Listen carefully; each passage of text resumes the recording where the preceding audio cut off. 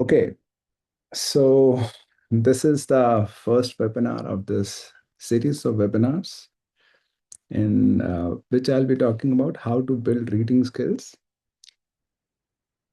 And I'll be using CAT RC passages to essentially talk about and explain how to go about building these reading skills.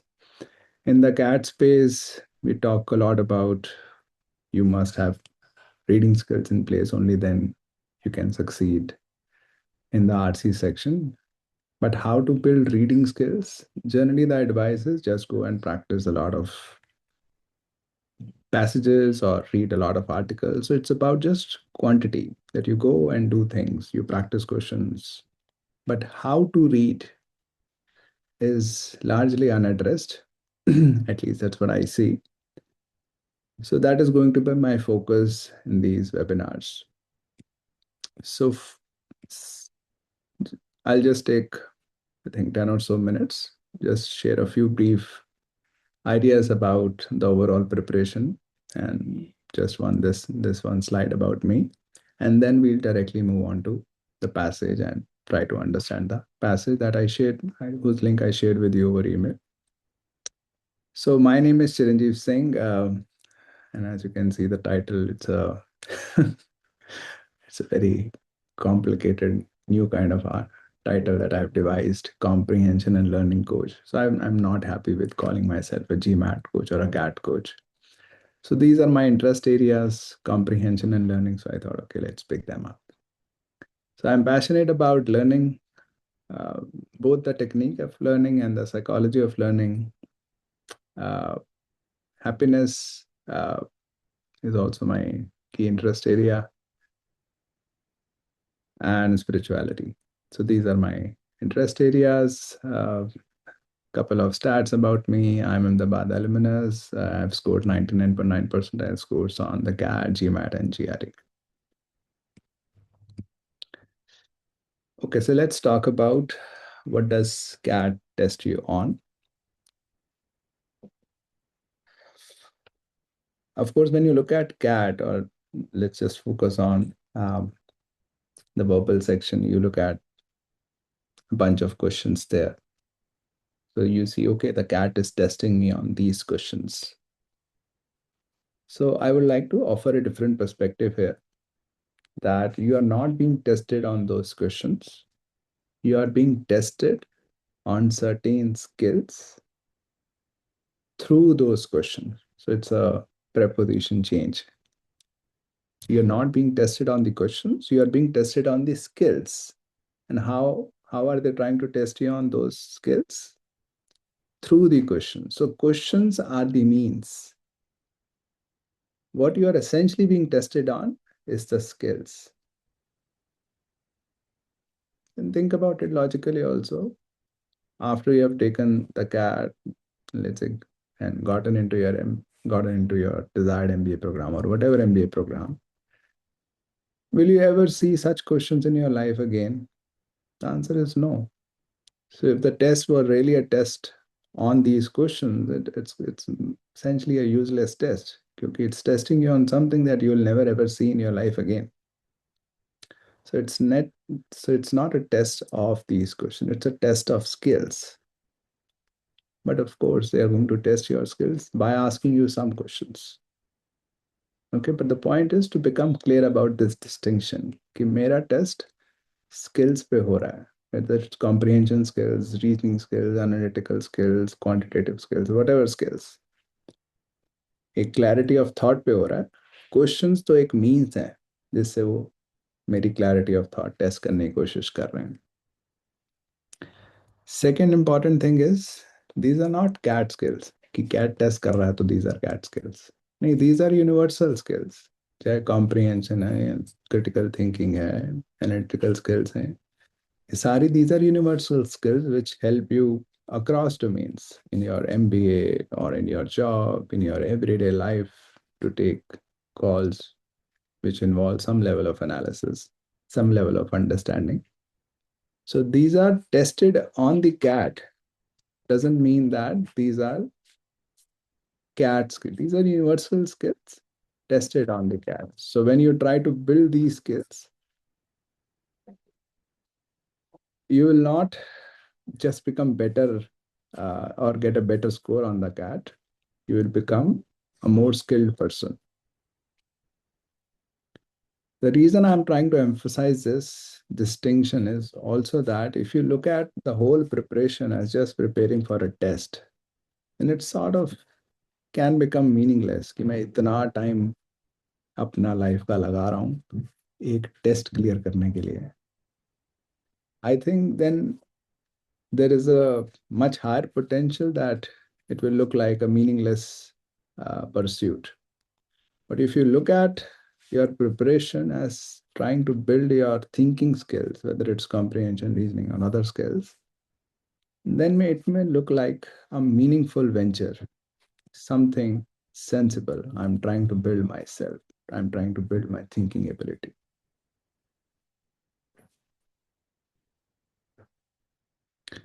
So, coming directly to reading comprehension, as the name suggests, reading comprehension, it's a test of comprehension skills. Comprehension skills का मतलब simple है, your ability to comprehend a piece of text. कि अगर आपको कोई text दिया जाता है तो how much can you comprehend? And it's always a question of depth. कि superficial नहीं, ऊपर ऊपर के words, एक दो वर्ड पकड़ लिए, एक दो वर्ड छोड़ दिए, वैसे नहीं. It's about a depth of understanding and how deeply you understand that piece of text. So it's like the difference between digging 100 feet well versus digging 101 foot wells. ठीक है, दोनों ही केस में चाहे whether you're digging up 100 feet one well or 101 foot wells, दोनों ही case में effort मारोगे but एक case में पानी निकलेगा, एक केस में पानी नहीं निकलेगा. तो एक केस में फायदा है, एक केस में फायदा नहीं है. Okay, so what we are trying to focus here is a depth of understanding that we are trying to dig a 100 feet well here.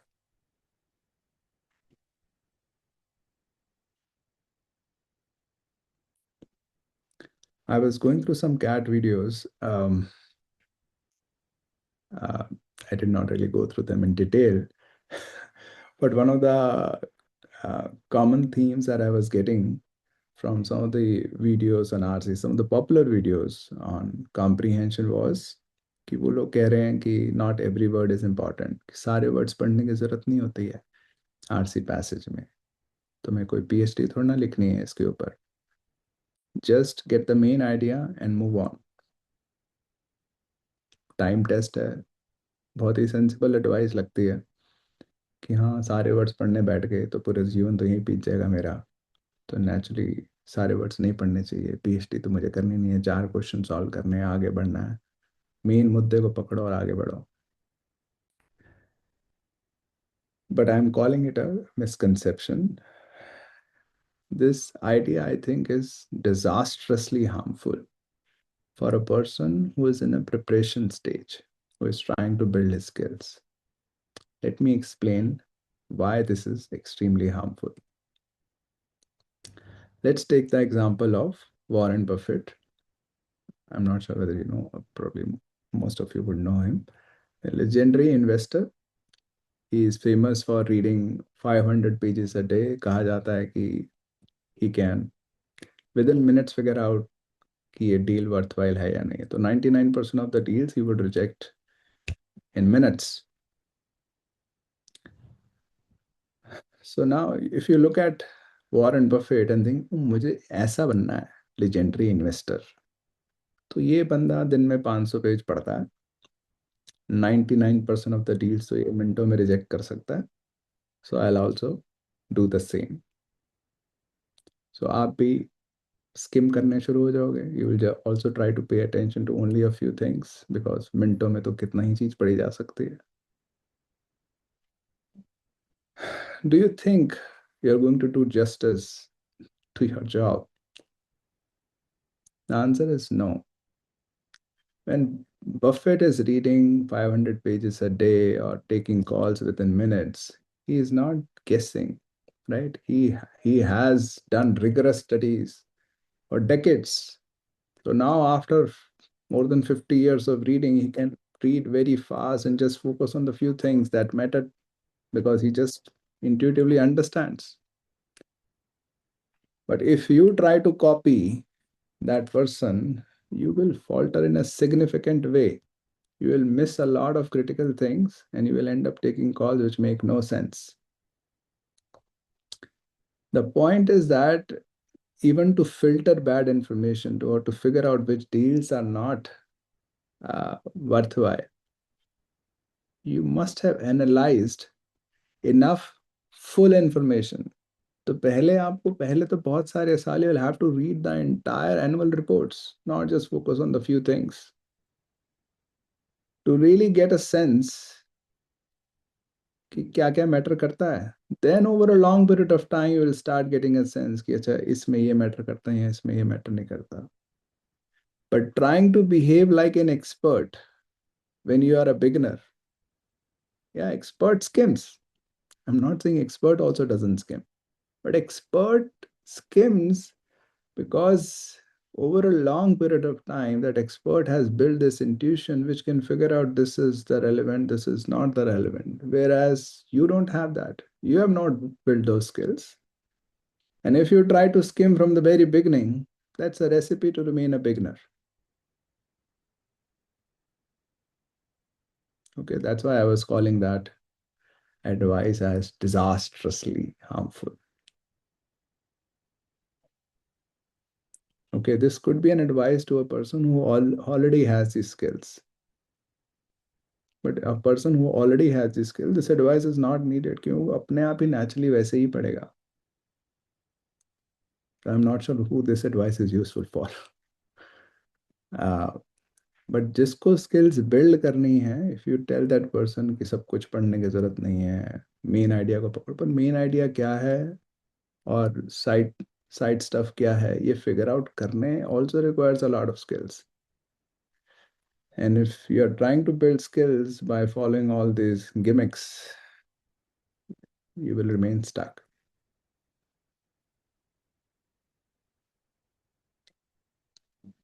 So the way to build comprehension skills is by deeply understanding every single idea that you come across. If it takes 2 hours or 20 hours to understand a passage, so be it. In the beginning, it will take time. Over a period of time, as your comprehension skills improve. And what are comprehension skills? Basically, comprehension skills is just a summation of your past understanding. तो जितनी चीजें आप समझते जाओगे deeply, उतनी आपकी comprehension skills बढ़ती जाएंगी. एंड जैसे जैसे कॉम्प्रिहेंशन स्किल्स बढ़ती जाएंगी, चीजें आसान होती जाएंगी. That's how it happens.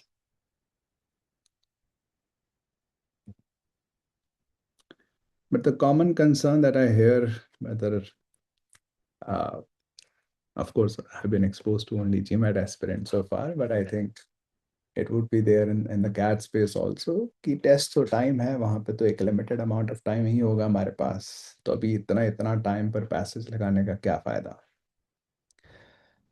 So let me explain you the relationship between speed and skill. The key idea to understand is that speed is not a skill, it is a consequence of the skills. So speed is not something that you try to build directly कि मेरे को directly speed build करनी है तो मैं शुरुआत से speed पे focus करूँगा. That's not the case. सबसे पहले शुरुआत होती है क्लैरिटी की. जैसे अगर डांस का एग्जांपल लिया जाए तो सबसे पहला फोकस होता है to get dance steps right. So you just focus initially on getting every step right. अभी डांस स्टेप्स ठीक नहीं हो रहे हैं, trying to run dance fast, that's just going to be some fun. You'll never become a good dancer. Okay, तो पहला stage हमेशा it's about getting things right, which is about building clarity कि अब I understand each and every part of the passage, I get almost every question right. That is the clarity aspect.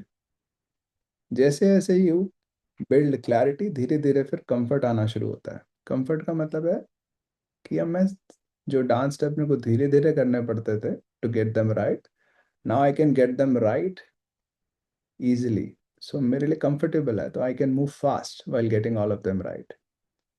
Comfort नहीं आया है, I try to build up speed, तो I start to falter. ठीक है, बिना comfort के अभी मैं डांस स्टेप ठीक तो कर लेता हूँ, पर मैं जैसे ही तेज करना शुरू करूँगा I will go wrong.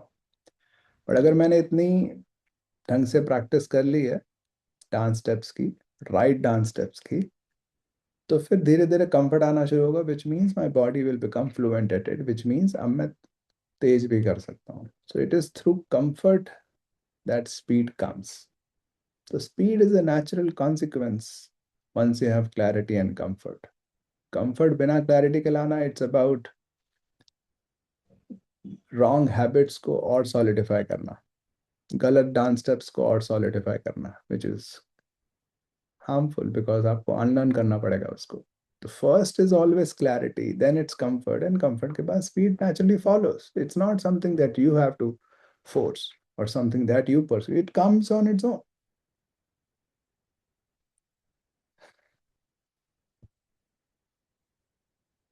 So this is the sequence. पहले you understand more, धीरे धीरे जैसे समझ ज्यादा आएगी, धीरे धीरे ईज आनी शुरू हो जाएगी, एंड दैट ईज कि अब आसान है मेरे लिए ये, उससे पेस फास्ट हो जाएगी।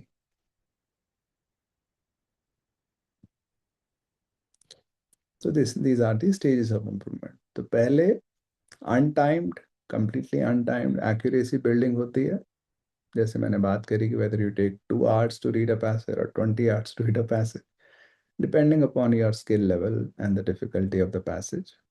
ठीक है, it could be you can do the passage in 30 minutes also, it depends on your skill level. पर पहले हम एक्यूरेसी पे कंप्लीटली अनटाइम्ड, और अनटाइम जब हम क्लैरिटी बिल्ड हो रही है, धीरे धीरे फिर कंफर्ट आना शुरू होगा, वो भी अनटाइम्ड ही होगा, अपने आप स्पीड बननी शुरू हो जाएगी। इट्स नॉट कि आपको फोर्स करना है टाइमर लगा के, अपने आप अब जैसे जैसे चीज़ें आसान होती जाएंगी, अपने आप आपको लगेगा मुझे 2 घंटे नहीं चाहिए, I can do it in half an hour, I can do it in 20 minutes। क्यों? क्योंकि अब आसान है मेरे लिए। उसके बाद लास्ट स्टेज होती है कि when you start to time yourself, जब आपका स्पीड इतनी बन चुकी है कि आप ऑलरेडी टेस्ट की टाइम लिमिट्स के आसपास पहुंच चुके हो। तो आप शुरुआत लेट से कर सकते हो 2 घंटे पर आरसी पैसेज ऑन एवरेज। तो धीरे धीरे it will come down, when it comes down to about 12 13 14 15 minutes, कि अब टेस्ट से बहुत दूर नहीं हो आप, कि टेस्ट भी आपको 10 मिनट देता है, something like that, I don't know exact, but then you know कि अब मैं टाइम परफॉर्मेंस पे देख सकता हूँ। Time performance is more about कि अब मेरी स्किल इतनी है कि मैं 12 मिनट में हूँ, या तो मैं स्किल को एनहांस करूँ कि मैं 10 मिनट में आ जाऊँ, या फिर I develop test taking strategies कि कौन सा क्वेश्चन पकड़ना है, कौन सा छोड़ना है, वगैरह वगैरह। तो time performance is about test taking, उससे पहले इट्स अबाउट स्किल बिल्डिंग। चाहे क्लैरिटी है चाहे कंफर्ट है, both are skill building aspects. Skills को हम ट्रांसलेट करने की बात करते हैं जब स्कोर में, that's about test taking aspect. But अगर स्किल ही बिल्ड नहीं करी तो किस स्कोर में ट्रांसलेट करने की बात कर रहे हैं? ओके, या, so that's all the ज्ञान। I've kept it to a very limited amount। ठीक है, if you have any questions, of course, I'll just take a couple of more slides, and then if you have any questions about any of this, you can ask। So this is the first of the 12 webinars। Why 12 webinars? 12 RC passage हैं जो cat 2025 में आए हैं। Even though it's not necessary to take up an CAT RC passage to talk about reading skills, but since I want this webinar series to be focused on CAT aspirants, that's why I'm just taking CAT RC passages. Uh, but the focus will be throughout on building reading skills or comprehension skills on how to read. So this is our first session. The next session will be on the coming Sunday, same time, 12 p.m. Yeah, each webinar will deep dive into one RC passage from CAT 2025. Very briefly, why these webinars? Because reasoning, comprehension, learning, these are my interest areas. And what I've observed over years of GMAT tutoring is that, and in GMAT tutoring, since I, I'm currently also a private tutor. I'm a private tutor, so people generally come to me as a last resort. So it's not that uh, they did not go through content or they did not practice enough. They have done everything. But if their problems are at the level of skills, generally they are not addressed uh, by a lot of courses out there. So I see also that there is a potential to add value by focusing on comprehension and reasoning skills. So this is something that I deeply value, developing fundamental skills and understanding the psychological dimension of test preparation. So yeah, not so very driven by the scores. So yeah, thank you. And we'll now dive into the RC passage from CAT 2025. But before that, uh, any questions, any comments you have?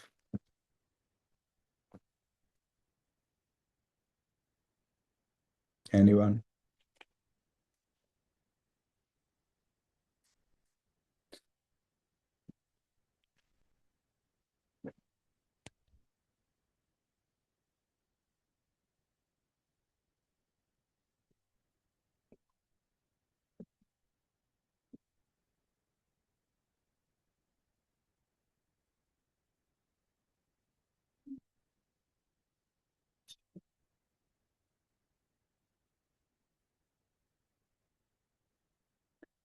Okay, all clear. Okay, so then let me.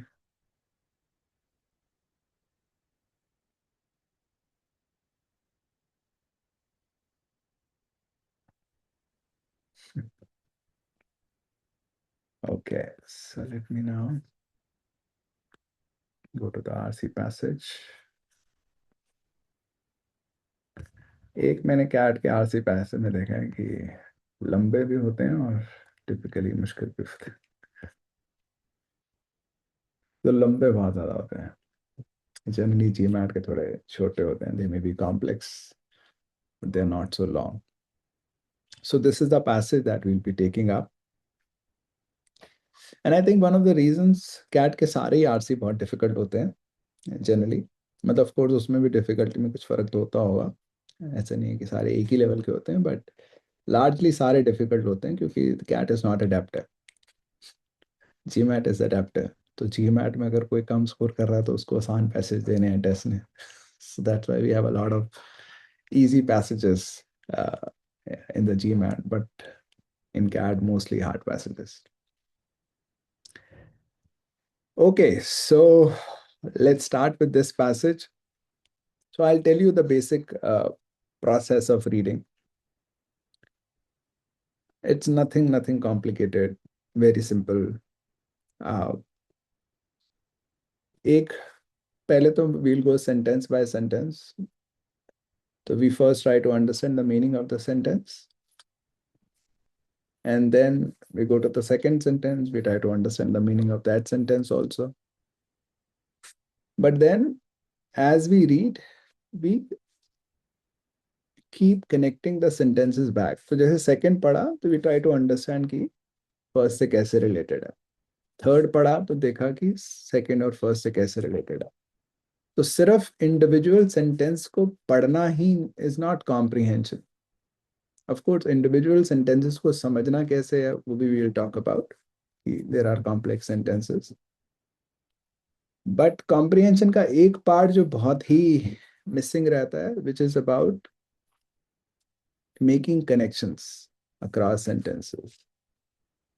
If you understand each sentence well, does not mean that you have understood a piece of text well. क्योंकि अगर एक piece of text, एक passage, एक paragraph पढ़ रहे हो, or there are a bunch of statements, but these are not a randomly put together bunch of statements.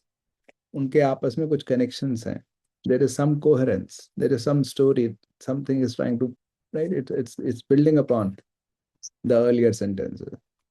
So one key thing is to understand कि क्या build up हो रहा है. तो हर सेंटेंस के बाद you also need to understand कि क्या कनेक्शंस है. Again, very importantly, depending upon your skill level, some of these connections may be very obvious to you. कि हाँ इसके बाद ये इसलिए लिखा गया और किस लिए लिखा जाएगा, कॉमन सेंस से बात है. ठीक है. तो बहुत सारी जगह अगर आपकी skills, especially with respect to a passage, because right, it could be कि if the passage is unfamiliar then you may struggle, if the passage is familiar then it's comfortable to you. So if the passage is comfortable, a lot of basically connections will form automatically. But जहाँ पे connections automatically नहीं form होते हैं, वहाँ पे if you are aware कि मुझे बनाने हैं, then you have a process. Then you are not just reliant on your skills. ये skill होंगी, ऑटोमेटिक जो होना होगा, कनेक्शन बनने होंगे तो बन जाएंगे, नहीं बने तो भगवान भरोसे. ठीक है. तो once you have the process की कनेक्शंस बनाने हैं, क्योंकि हर एक सेंटेंस एक कॉन्टेक्स्ट में लिखा जा रहा है, तो क्या कह रहा है उसको समझना जरूरी है. तो once you have the process, तो जहाँ पे स्किल्स आपकी इनफ नहीं है टू अंडरस्टैंड, वहाँ पे the process will help you. So the process and skills together will help you understand the passage. जहाँ पे स्किल्स आ रहे ना, वहाँ पे जस्ट आप एक्नॉलेज करते रहोगे, हाँ समझ आ गया मुझे कनेक्शन. पर जहाँ पे नहीं बन रहे कनेक्शन, वहाँ पे you don't move on, you try to take a pause and deliberately understand कि क्या, क्यों इसके बाद ऐसे कैसे बोल रहा है. ठीक है. That is important. Another is how to read a sentence. तो उसके बारे में हम बात करेंगे कि हम सेंटेंस को भी तोड़ तोड़ के पढ़ सकते हैं. बट एसेंशली एक और जो थीम रहेगी, हर एक चीज को हमें समझना है. कॉम्प्रीहेंशन इज द थीम है. ठीक है. तो we are not trying to solve the questions. Question solve हो जाएंगे. ठीक है. समझ आ गया तो क्वेश्चन सॉल्व हो जाएंगे.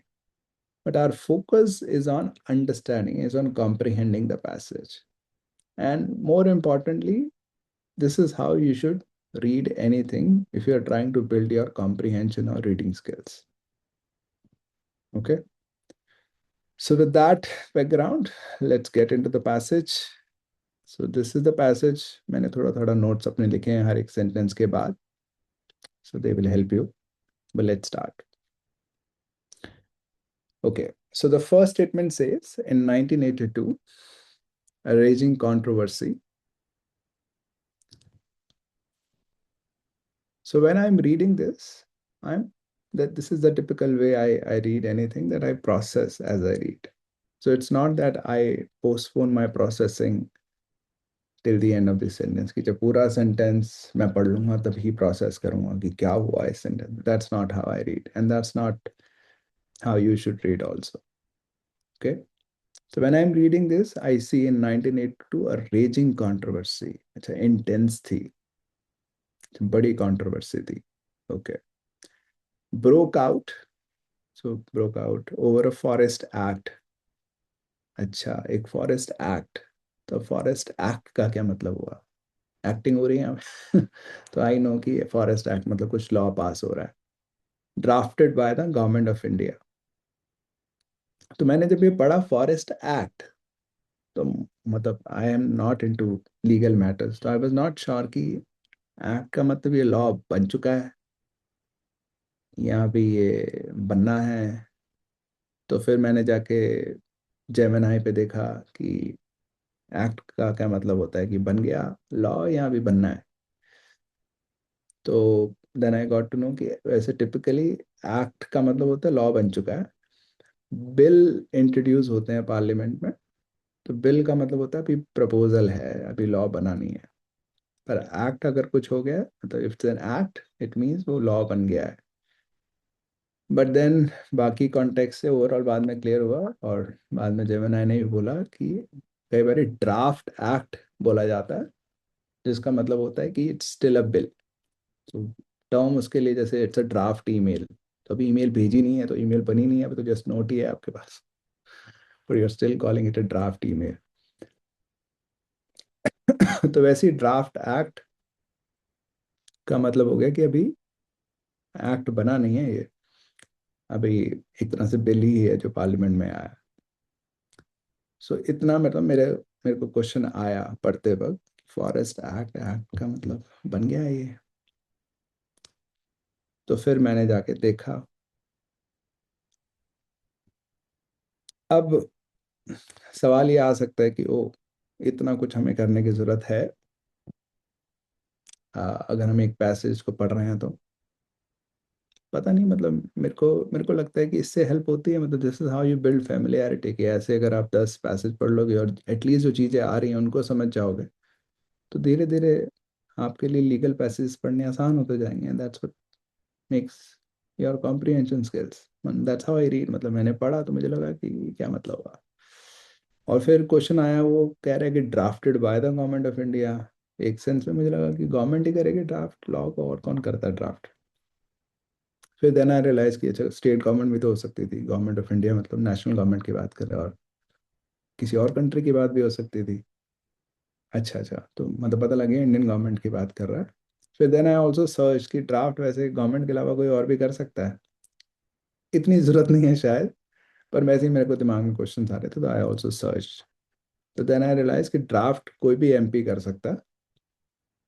तो यहाँ पे it is drafted by the government, जो भी रूलिंग पार्टी हो। तो अब हमें कह रहा है कि 1982 में काफ़ी बड़ी कंट्रोवर्सी, रेजिंग कंट्रोवर्सी हुई। तो अगर रेजिंग का मतलब नहीं पता, तो you'll have to search। और raising is, I don't think it's an uncommon word. तो then you should make it a part of your list, जिससे आप वोकेबलरी बिल्ड करोगे।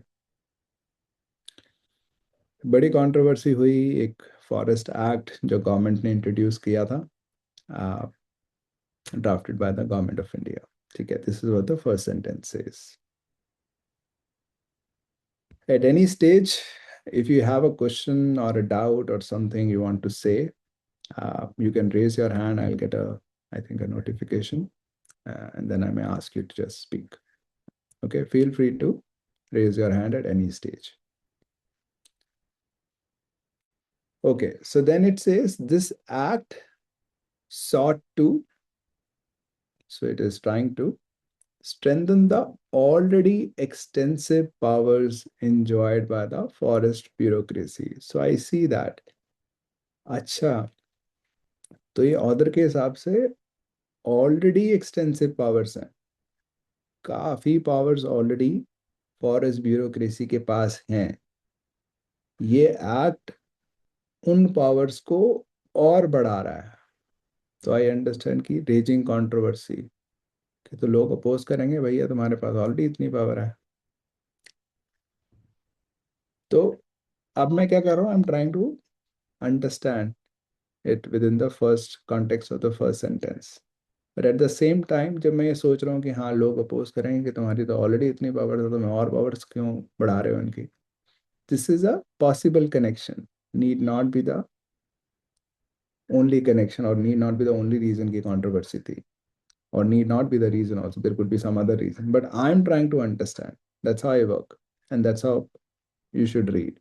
कि जो भी कुछ पढ़ रहे हैं, you trying to put it back into the context. अच्छा, तो ऑलरेडी एक्सटेंसिव पावर्स है, उसको और स्ट्रेंथन कर रहे हैं। Okay, in controlling the extraction, disposal, and sale of forest produce। तो इन तीन चीजों में उनके पास एक्सटेंसिव पावर्स हैं। कौन सी? कि एक्सट्रैक्ट कैसे करना है फॉरेस्ट प्रोड्यूस को, कि एप्पल वगैरह जो भी, या वुड काटनी है या फ्रूट्स तोड़ने हैं, जो भी करना है, उसको एक्सट्रैक्ट कैसे करना है, उस जो प्रोड्यूस निकला उसको डिस्पोज कैसे करना है, और जो भी प्रोड्यूस निकला उसकी सेल कैसे करनी है। इन तीनों के ऊपर काफ़ी एक्सटेंसिव पावर्स हैं, उसको और स्ट्रेंथन किया जा रहा है इस एक्ट के थ्रू। अब ये जो तीन चीज़ें इन्होंने लिख दी कि इन तीनों चीज़ों के ऊपर इनकी पावर्स हैं, तो नेचुरली जब मैं एग्ज़ाम में हूँगा, तब मैं बस ये नोटिस करूँगा तीन चीज़ों के ऊपर इनका कंट्रोल था रिगार्डिंग फॉरेस्ट प्रोड्यूस। तो मैं इतना एक्सट्रैक्शन, डिस्पोजल, उसको पूरा विजुलाइज करके may not go into that depth. I just understand कि तीन एस्पेक्ट्स के ऊपर उनका पूरा कंट्रोल है फॉरेस्ट प्रोड्यूस के। ठीक है, पर जब मैं समझने की कोशिश कर रहा हूँ, when I am trying to build my skills, तो देन मैं पूरा ध्यान से पढ़ूंगा, चाहे एक्सट्रैक्शन ऑफ द प्रोड्यूस कैसे कैसे एक्सट्रैक्ट हो रहा है, डिस्पोज कैसे हो, और डिस्पोज और सेल में फर्क क्या है, ये सब समझने की कोशिश करूँ. Okay.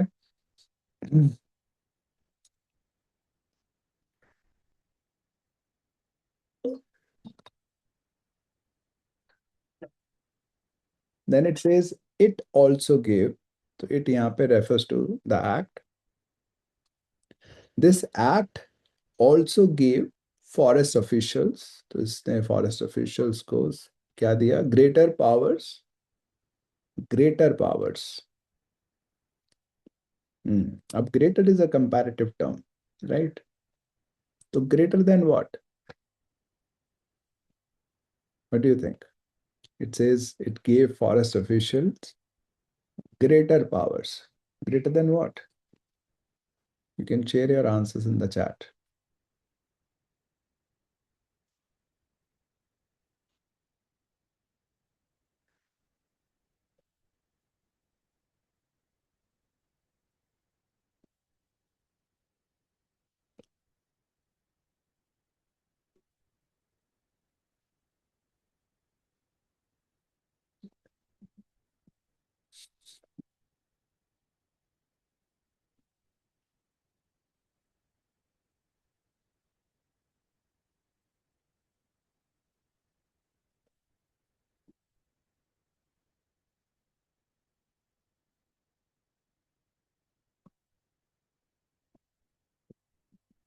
Hmm. Shivani, I didn't understand. So greater than what?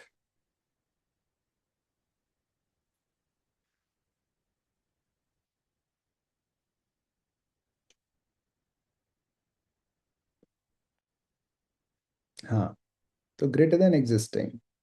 So this is also in line with जैसे जो पहले कह रहा था, strengthen already extensive. तो पहले ही पावर्स काफी हैं, उसको और बढ़ाया जा रहा है. तो वही यहाँ पे कह रहा है कि आप पहले से ज्यादा पावर्स मिल रही हैं उनको, इस रिस्पेक्ट में भी. किस रिस्पेक्ट में? टू स्ट्रिक्टली रेगुलेट कि कौन फॉरेस्ट, रिजर्व फॉरेस्ट एरियाज में कौन आएगा. तो इसमें भी फॉरेस्ट ऑफिशियल्स को ग्रेटर पावर मिल रही है इस एक्ट के थ्रू. Okay, make sense? तो अभी हम देख रहे हैं कि पहले बोला रेजिंग कंट्रोवर्सी है कुछ इसके अराउंड, फिर उस एक्ट के बारे में बोलने लग गया कि पावर्स को बढ़ा रहा है ये, राइट? अभी तक इसने एक्सप्लिसिटली कहीं नहीं बताया तो कंट्रोवर्सी कहाँ से आई है. बस इसने बोला कंट्रोवर्सी है और फिर एक्ट के बारे में बताना शुरू हो गया. तो मतलब जैसे मैंने सोचा कि शायद कंट्रोवर्सी हो सकती है कि तुम इतनी पावर क्यों दे रहे हो, तो लोग अपोज कर रहे हो शायद.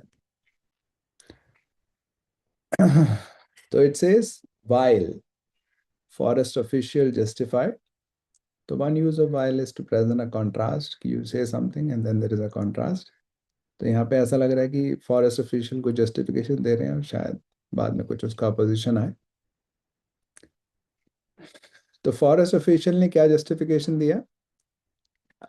Justified the act on the grounds that it was necessary to stop continuing deforestation.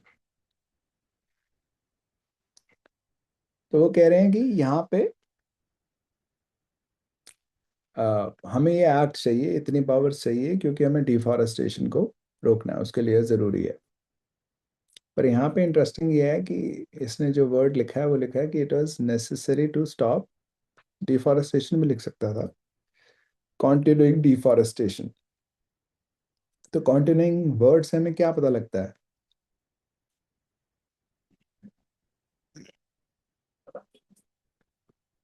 यहाँ पे, जिस कॉन्टेक्स्ट में लिखा हुआ है, तो इससे हमें क्या पता लगता है?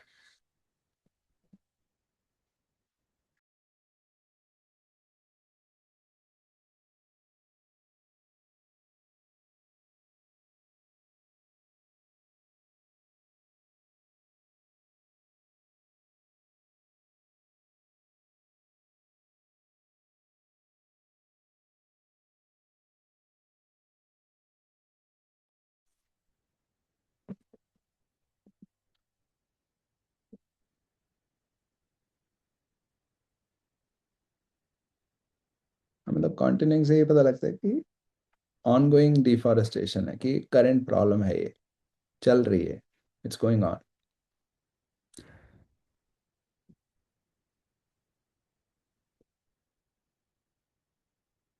या मतलब कॉन्टिन्यूइंग का मतलब बस कि चल रही है। अब उससे आप ये निकाल सकते हो कि हाँ चल रही है तो फिर अभी तक रोक नहीं पाए हैं, या दैट्स ट्रू। हाँ बट कंटिन्यू का मतलब सिंपली कि कंटिन्यू हो रही है अभी भी, तो इससे हमें भी पता लगता है it's a currently on going thing. तो ये नहीं कह रहे कि आ, तो मतलब कोई डाउट नहीं है कि अभी हो रही है कि नहीं हो रही है, इट्स वेरी क्लियर कि डिफॉरेस्टेशन अभी हो रही है, और वो कह रहे हैं इसको रोकने के लिए हमें ग्रेटर पावर्स चाहिए। तो why they were justifying the act on this basis, it says that it was, this act was bitterly opposed. So it's right. So there is a difference between oppose and bitterly opposed. Bitterly opposed means again strongly opposed.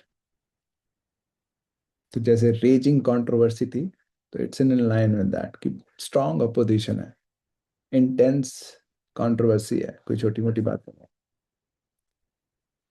So it is opposed by representatives of grass roots organisations. अच्छा, तो अब कुछ grass root organisation, एक नई चीज आई है, कुछ जो भी लोग ग्राउंड पे काम कर रहे होते हैं उनके रिप्रेजेंटेटिव्स इनको अपोज कर रहे हैं। वो क्या कह रहे हैं? वो argued that it was a major violation of the rights of peasants and tribals living in and around forest area. Oh, अच्छा. So it's a violation of the rights of these people. इनका rights का कैसे violation हो रहा है इस act में? अब ये हमें समझना है, जो अभी तक ऑलरेडी इंफॉर्मेशन दी हुई है उसके बेसिस पे। क्योंकि कहीं ना कहीं हम अगर बहुत ही स्ट्रिक्टली रेगुलेट कर रहे हैं तो शायद हम इनको आने ना दें, राइट, इनको आराम से घूमने ना दें उन एरियाज में। और हमने बड़ा ही कंट्रोल कर रखा है फॉरेस्ट प्रोड्यूस को, तो शायद इनका कुछ नुकसान हो रहा होगा उससे, नहीं तो ये फॉरेस्ट से कुछ लेते होंगे। Could be, right. I am just trying to connect कि अभी तक जो इन्फॉर्मेशन है उसके हिसाब से कैसे वायलेशन है इनके राइट्स के। बट एसेंशली अभी तक क्या है, वो जस्टिफाई कर रहे हैं कि हमें डिफॉरेस्टेशन रोकने के लिए चाहिए, पर ग्रास रूट ऑर्गेनाइजेशन वाले उसको अपोज कर रहे हैं, कह रहे हैं कि तुम ट्राइबल्स और पीजेंट्स के जो राइट्स हैं उनको वायलेट कर रहे हो, जो आसपास रहते हैं। ठीक है, so now the controversy is coming out, opposing चीजें आ गई हैं सामने। Okay, so I think this is the second paragraph now. Yeah, ठीक है, तो let's take a pause here. So we are done with the first paragraph. Any confusions, questions, doubts, observations? Anything you want to share?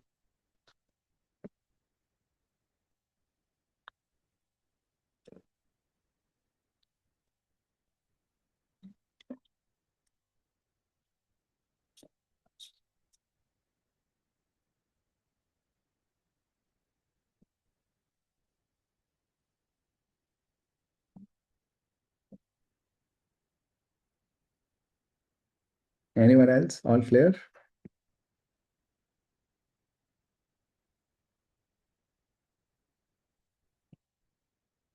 ठीक है, आगे चलते हैं। Okay, so it says the debate over the draft forest act, तो इसको draft act बोल रहे हैं, तो अभी ये बना नहीं है law, it's a draft act. So इसके ऊपर जो डिबेट है, जो कंट्रोवर्सी की बात हुई है, that fuelled a larger controversy. Again larger controversy का क्या मतलब हुआ?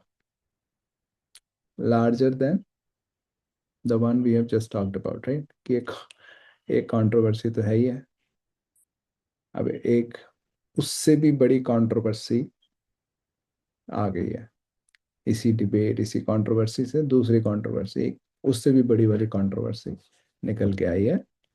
और ये कंट्रोवर्सी किसके ऊपर है? Over the orientation of state forest policy है। तो why state here? State in general can be used to refer to the government. ठीक है, state is not necessarily about states in India. ठीक है, state forest policy मतलब government की forest policy. Over the orientation of policy. Orientation का क्या मतलब हुआ? तो इन चीज़ों को अगेन, अगर तो again depending upon your skills, कई चीज़ें इसमें से you read it and just so obvious clear to you कि इसका मतलब ये है. But if it is not clear, you may be just reading the words and not processing the ideas. तो कंट्रोवर्सी, जो लार्जर कंट्रोवर्सी है, वो किस चीज के ऊपर है? ओरिएंटेशन की, डायरेक्शन क्या है स्टेट फॉरेस्ट पॉलिसी की? डायरेक्शन क्या है या ओरिएंटेशन क्या है? अच्छा, अभी तक तो यही बात हो रही थी कि उनको पावर्स पे दे रहे हैं, हम कंट्रोल करेंगे कौन आ सकता है कौन नहीं आ सकता, कैसे फॉरेस्ट प्रोड्यूस हैंडल होगा. तो इससे अब बड़ी कंट्रोवर्सी बन गई है कि तुम्हारा फॉरेस्ट पॉलिसी की ओरिएंटेशन ही क्या है, कि गवर्नमेंट ही सब कंट्रोल करेगी या लोगों का भी हक है. आई don't no, could be. But there is a larger controversy about the orientation of the state forest policy. Forest policy के around, but there is a larger controversy around the direction of the policy. Okay. So it was pointed out, for example, तो जैसे for example क्या larger controversy आई है कि the draft act was closely modeled on its predecessor. Predecessor मतलब हमारे बुजुर्ग जो हमारे हमसे पहले आए हैं, राइट? जो पहले वाला एक्ट था. अब ये बड़ा इंटरेस्टिंग है. ये कह रहे हैं लार्जर कंट्रोवर्सी आई, और फॉर एग्जांपल ये पॉइंट करा जा रहा है कि जो अभी नया एक्ट आया है वो पुराने से बहुत सिमिलर है. पुराने से बहुत सिमिलर तो कंट्रोवर्सी क्यों है? पुराने से यहाँ तो बहुत डिफरेंट हो तब तो कंट्रोवर्सी बनती है. पुराने से सिमिलर है तब भी कंट्रोवर्सी है. इंटरेस्टिंग है, राइट? तो this I did not understand कि सिमिलर है तो कंट्रोवर्सी है. क्योंकि अगर कुछ नया करो तब कंट्रोवर्सी हो सकती है, ये तुम इतने नई चीजें क्यों कर रहे हो, जो चल रहा है चलने दो, या something like that.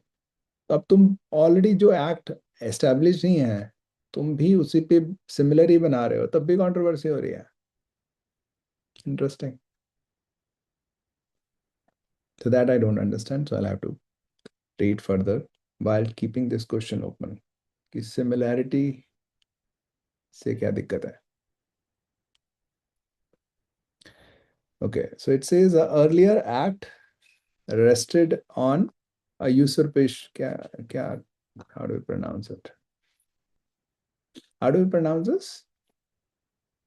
Can somebody help me?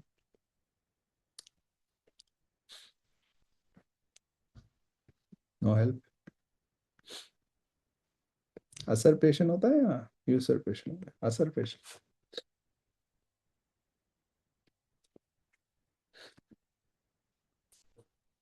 यूसरपेशन.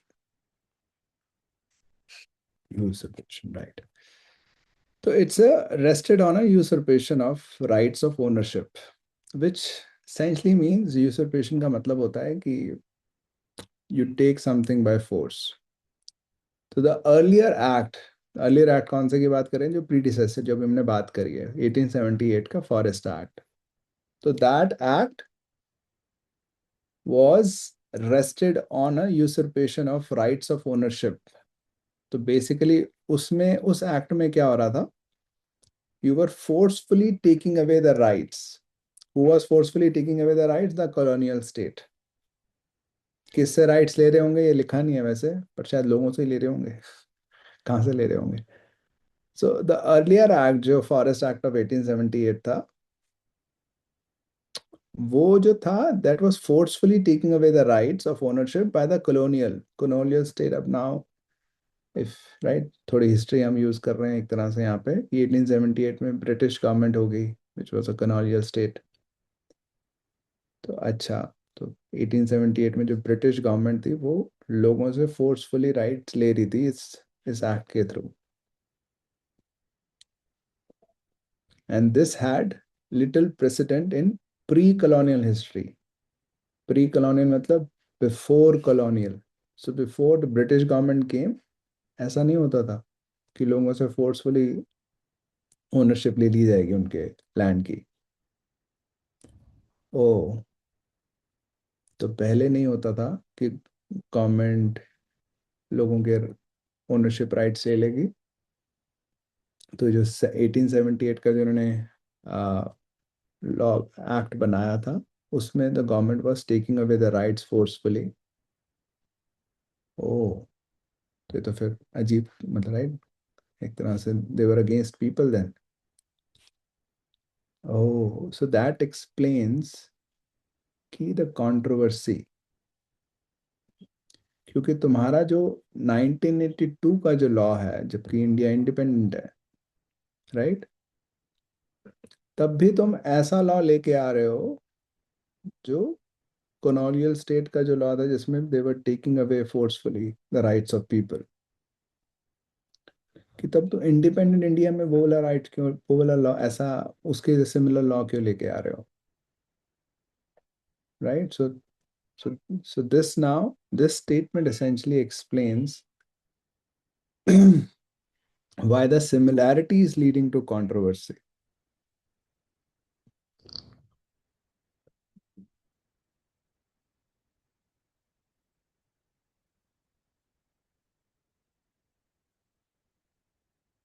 right?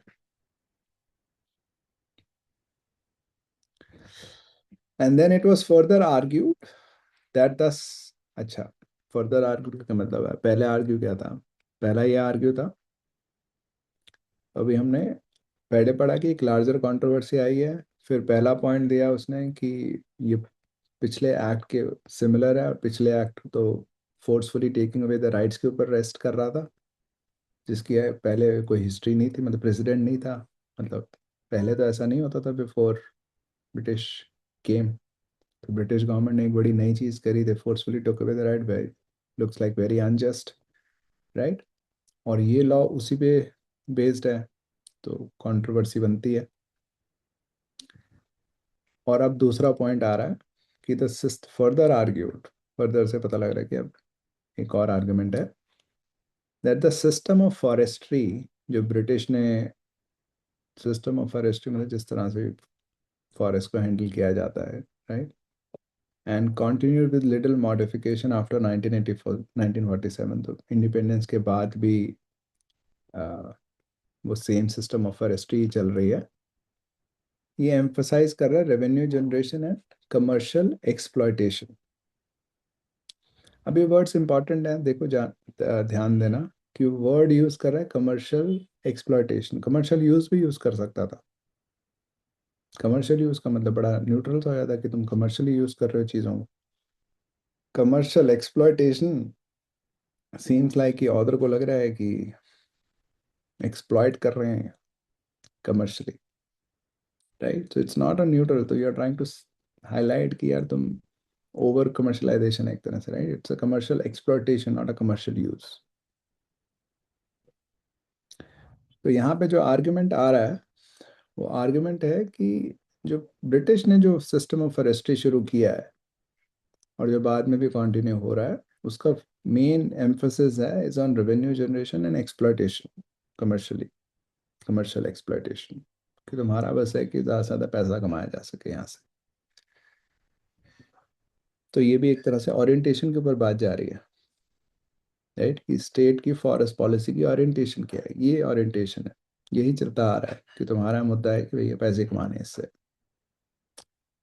While it's policing, policing orientation, policing orientation का मतलब कि राइट, उनके पास राइट्स है ना कि स्ट्रिक्टली रेगुलेट कौन आएगा रिजर्व फॉरेस्ट एरियाज में, तो you are policing the area. तो while its policing orientation excluded villagers who had the most long-standing claim on forest resources, तो अगर तुम इतना कंट्रोल कर ही रहे हो, स्ट्रिक्टली रेगुलेट कि who will come who will not come, तो essentially you are excluding villagers. अब यहाँ पे जो ये कह रहे हैं, who at the most long standing claim, this is a part of the argument, यहाँ this is according to the author की वो कह रहा है कि इन लोगों का मोस्ट लॉन्ग स्टैंडिंग क्लेम है।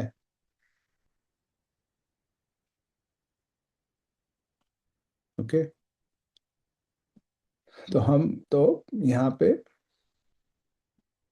आर्ग्यूमेंट, तो ये जो फर्दर आर्ग्यूमेंट है उसमें आर्ग्यूमेंट में क्या कहा जा रहा है कि जो गवर्नमेंट की जो सिस्टम ऑफ फॉरेस्ट्री है वो इसके ऊपर फोकस्ड है, और जो रेवेन्यू जनरेशन के ऊपर और कमर्शियल एक्सप्लोइटेशन के ऊपर, और जो एक्ट की, ये जो गवर्नमेंट की जो पुलिसिंग ओरिएंटेशन है वो है कि जो जिनका एक्चुअली लॉन्ग स्टैंडिंग क्लेम है उनको एक्सक्लूड कर देना। तो now essentially we are saying the whole argument is about against the overall orientation, कि orientation ही गलत है, commercial exploitation and excluding those people who have the most long standing claim। अब ये I think it's next paragraph, critics, अच्छा last line है। The critics, तो जो भी लोग अपोज कर रहे हैं, राइट, एक तरफ तो गवर्नमेंट है, दूसरी तरफ क्रिटिक्स हैं। तो जो क्रिटिक्स हैं they are calling for a complete overhaul, मतलब complete change of forest administration. वो कह रहे हैं कि पूरा ही चेंज करो एडमिनिस्ट्रेशन को, pressing the government to formulate policy. तो they are asking, stressing, cajoling the government to formulate policy and legislation which is more appropriate to present needs। अब present needs का क्या मतलब है?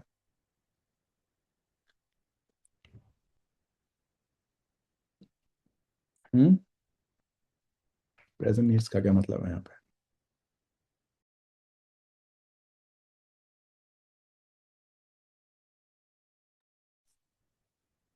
Like to hear from you।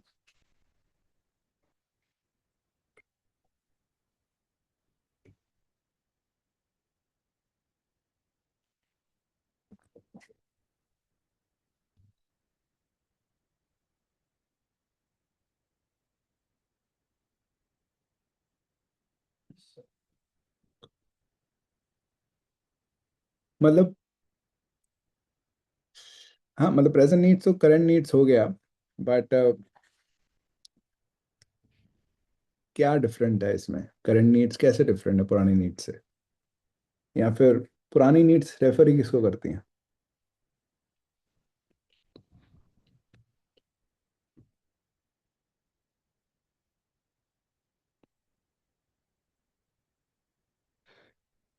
Very good. या right, जो पुराना law था वो एक कॉलोनियल टाइम का लॉ था जिसका पहले कोई प्रेसिडेंट नहीं था। तो बिफोर कॉलोनाइजेशन भी वैसा नहीं होता था, कॉलोनाइजेशन के टाइम ही वो लॉ बना था। अब हम कह रहे हैं कि अब तो यार इंडिपेंडेंस आ गई है, अब प्रेजेंट नीड्स के हिसाब से बनाओ ना लॉ। तो it is about the distinction between an independent India and a occupied India or a colonized India। So present needs are about the needs of independent India।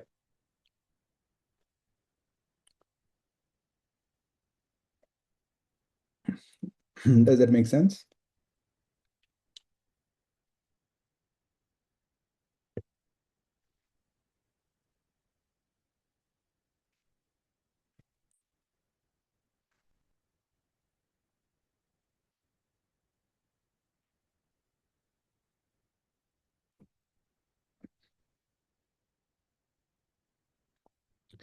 ठीक है, तो बेसिकली जो कंट्रोवर्सी है वो कह रहे हैं कि तुम्हारा ओवरऑल ओरिएंटेशन ही खराब है, ये तुमने उसके कॉलोनियल लॉ के ऊपर बेस कर दिया है।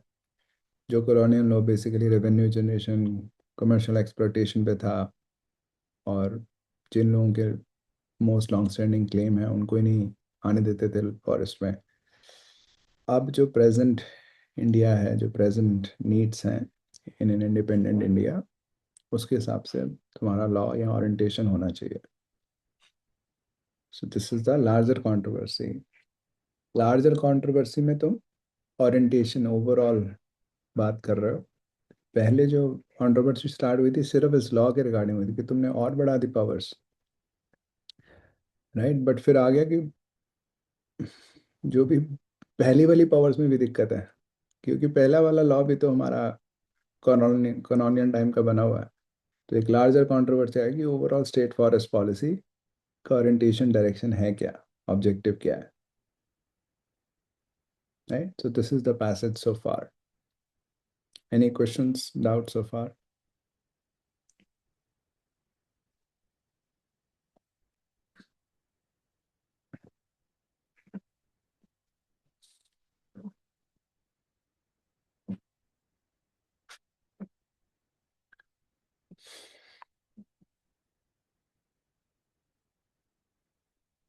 If you have a question, you can raise your hand. You can also speak up after raising your hand. You don't need to type necessarily. If you want, you can type also.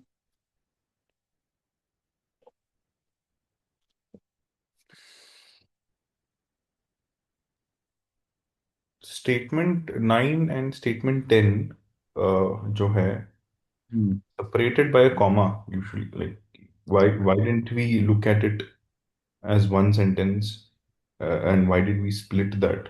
वो तो लंबा है इसलिए मैंने तोड़ दिया, और अच्छा। reason नहीं है, मतलब दोनों सेम डायरेक्शन ही है। हम्म। वो तो ओके। कि वो कह रहा है कि मतलब वो दोनों पार्ट ऑफ द आर्गुमेंट ही है। कमर्शियल एक्सप्लोटेशन, रेवेन्यू जनरेशन पे फोकस, और पुलिसिंग की वजह से तुम उन लोगों को एक्सक्लूड कर रहे हो। दोनों, it's both are parts of the criticism. Okay okay okay, so just because the length of the statement we had to break it down. हाँ, वो मैंने इसलिए बस उसको ब्रेक कर दिया, अदरवाइज वो एक ही sentence. Got it got it.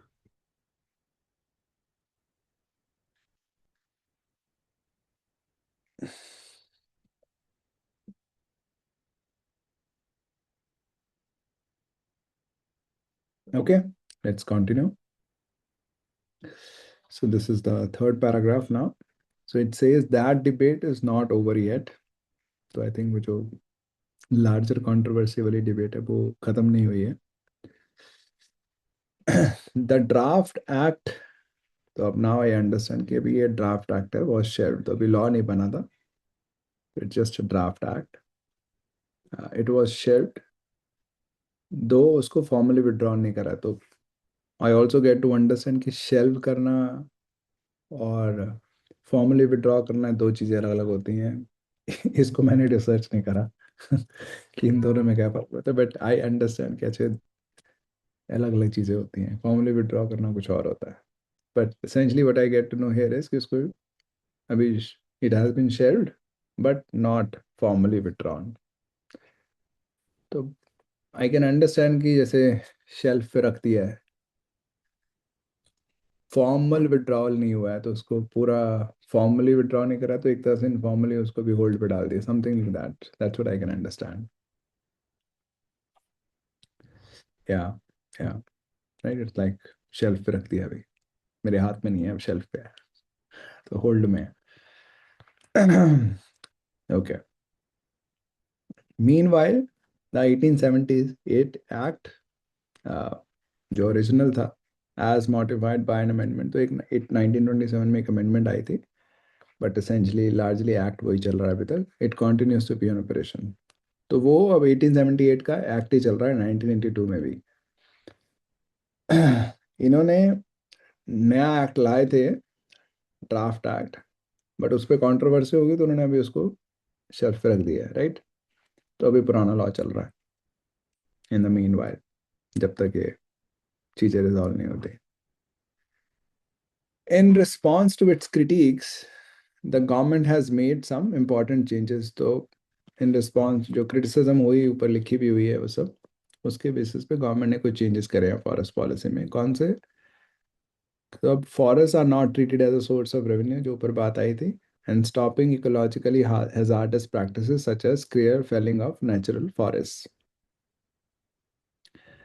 तो बेसिकली एक तो उसको सोर्स ऑफ रेवेन्यू की तरह ट्रीट ना करना, और दूसरा शायद कमर्शियल एक्सप्लोइटेशन के रिगार्डिंग हो गया कि इकोलॉजिकली जो हाजार्डस प्रैक्टिसेस हैं उनको रोक दिया है। तो शायद उससे पैसे आते भी हों, बट उन्होंने कहा कि रुक जाओ। तो आई टू सर्च क्लियर फेलिंग का क्या मतलब होता है, मुझे नहीं पता था। तो क्लियर फेलिंग मतलब एक बहुत बड़े एरिया में सारे ही इकट्ठे ही ट्रीज हटा दिए एट अ मास स्केल, तो दैट वाज क्लियर फेलिंग। तो बेसिकली नाउ वी अंडरस्टैंड कि अच्छा, तो ये गवर्नमेंट चेंजेस कर रही है, ठीक है, जो भी क्रिटिसिज्म हो रहा है उसके बेसिस पे it has taken some action. At the same time it has shown little inclination to meet the major demand of the critiques of the forest policy। अच्छा, तो उसने कुछ important changes करे हैं, some important changes कुछ करे हैं, but the major demand है, तो perhaps the most important demand, it's saying the major, right? The major so means that कि यहाँ पे जो main demand थी उनकी, वो उसमें इस it has shown little inclination। little inclination का मतलब है कि almost no inclination, ठीक है, लिटिल मीन्स ऑलमोस्ट नन, तो नॉट मच, या फिर ऐसे कह लो, तो मतलब डायरेक्शन नेगेटिव है कि कुछ ज़्यादा इंक्लिनेशन शो नहीं करी है उसने। तो इट हैजन, तो it is not really open to this. कौन सी डिमांड थी? Namely abandoning the principle of state monopoly over forest land by handing over.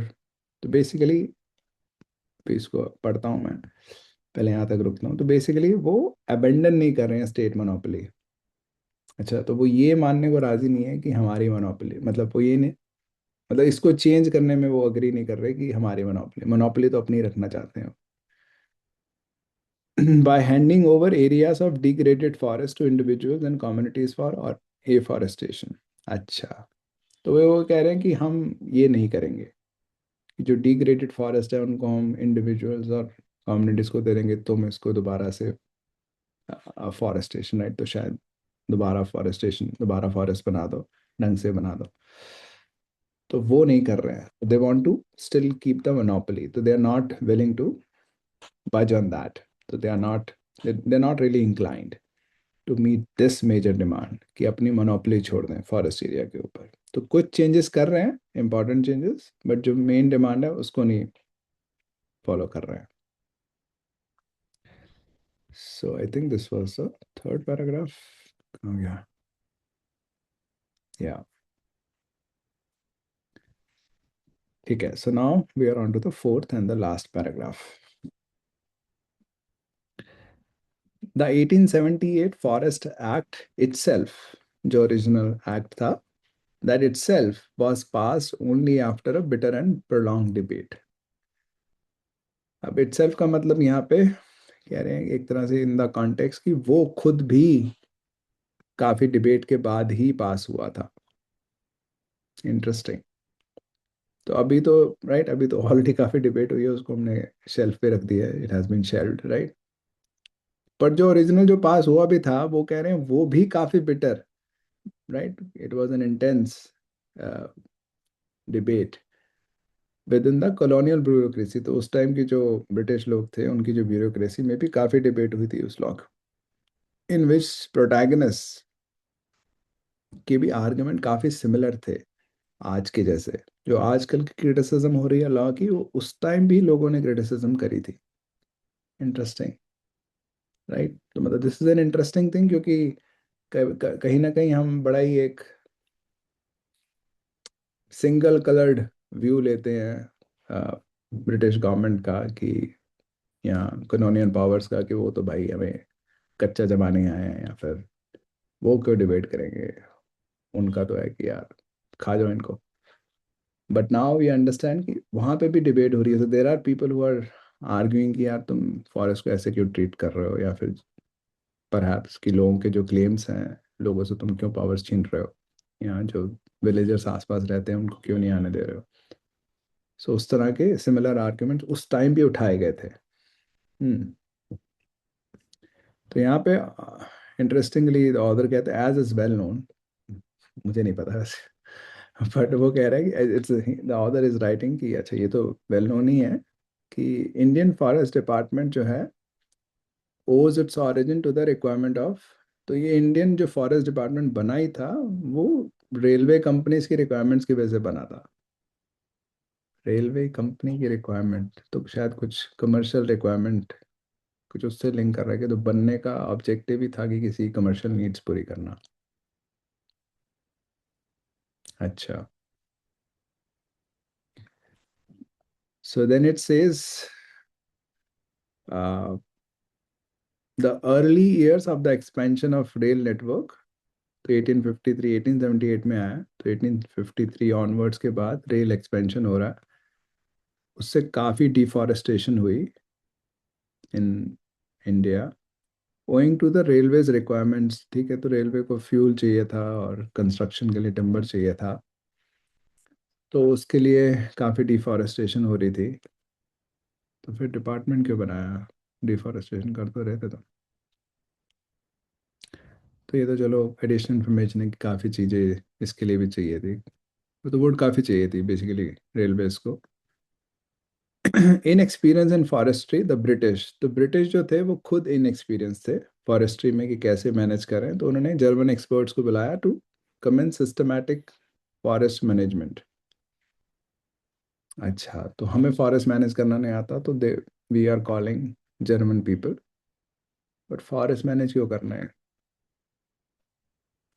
तो डिफॉरेस्टेशन जो हो रही है उनको कुछ प्रॉब्लम लग रही होगी कि इतनी क्यों हो रही है, या फिर ढंग से करते हैं in a systematic manner, I don't know. मतलब जो कॉन्टेक्स्ट चल रहा है वो ये चल रहा है कि पहले उसने बोला कि जो लॉ बनाया गया उसमें डिबेट तो हुई थी और सिमिलर आर्गुमेंट्स थे, फिर उससे एकदम से चला गया कि एक्चुअली तो ये कमर्शियल नीड्स की वजह से ही बनाया है। तो पहले रेलवेज एक्सपैंड हो रही थी, उनको काफ़ी बढ़ चाहिए थी, ब्रिटिश इन एक्सपीरियंस है, तो उन्होंने जर्मन को बनाया कि वो सिस्टमैटिकली मैनेज फॉरेस्ट। तो शायद ये लग रहा होगा कि लॉन्ग टर्म रेलवेज की नीड सेटिस्फाई करनी है तो we have to be a systematic, something like that perhaps. The Indian forest department which was started in 1864। अच्छा, तो ये पहले ही आ गया था 1878 से, with this guy. So this name seems to be a German name, right? So I can understand कि शायद ये German expert है. Formerly a lecturer at this, uh, so some college हो गया, university का name होगा, as the first inspector general of forest. तो ये forest department 1864 में शुरू हुआ था. This perhaps German guy was the first inspector general. The new department needed legislative backing. तो legislative backing का मतलब है कि legal backing, तो कुछ लॉ बैक करे तुम्हें। तो डिपार्टमेंट तो 1864 में बना दिया था, बट उसको अब लीगल बैकिंग, लेजिस्लेटिव बैकिंग चाहिए थी टू फंक्शन इफेक्टिवली। तो फिर 1865 में, अच्छा, तो 1865 में the first forest act was pass, तो 1865 में फर्स्ट फॉरेस्ट एक्ट आ गया था, फिर 1878 में कुछ आया होगा। अच्छा, तो 1865 में फर्स्ट आ गया, फिर 1878 में आया, और यहाँ क्या कॉन्टेक्स्ट में हो रहा था, और उस टाइम पे काफ़ी डिबेट हुई थी, पर इसकी जो बेसिकली लॉ की शुरुआत थी वो सारी कमर्शियल नीड की वजह से ही आए, पूरा फॉरेस्ट का लॉ या फॉरेस्ट डिपार्टमेंट ही पूरा। So this is the passage. So basically,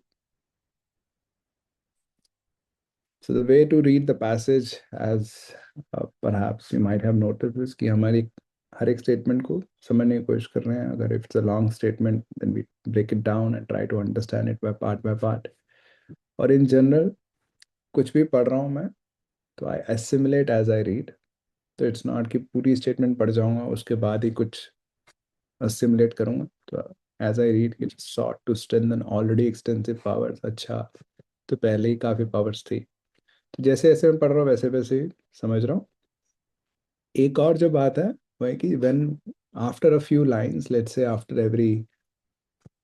after you've read a paragraph, it makes sense to go back and reaffirm or reconfirm the whole story in your mind, क्योंकि ऐसा हो सकता है आप हर sentence by sentence तो connection बना रहे हो, और जो ओवरऑल फ्लो हो रहा है ये में भी missing. So that is also important that you also keep the overall story in mind. So you take additional pause at the end of every paragraph to see कैसे इस पैराग्राफ में क्या होगा। तो ये तो ये बात पे मैंने कुछ जो कैट की वीडियोस देखी थी उसमें ये बात कर रहे थे कि हर पैराग्राफ के एंड पे देखो पैराग्राफ में क्या हो रहा है, but that's a very high level thing. That can only happen अगर आप ये जो फाउंडेशनल चीज़ें कर रहे हो कि you are trying to really make sense of every sentence by assimilating it as you read, and then you're trying to make connections of every sentence back to the context previous sentences. And then the next step is कि हर एक paragraph को भी हम समझ रहे हैं.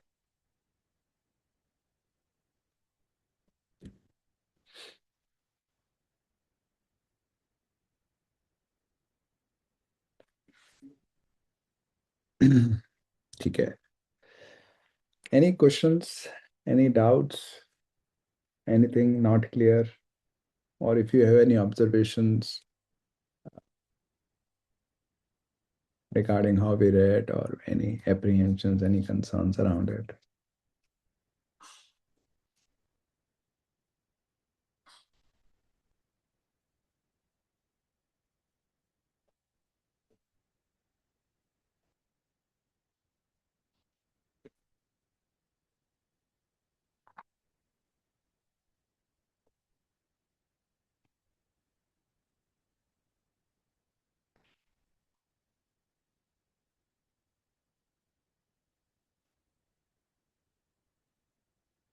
Yeah, it's a large passage.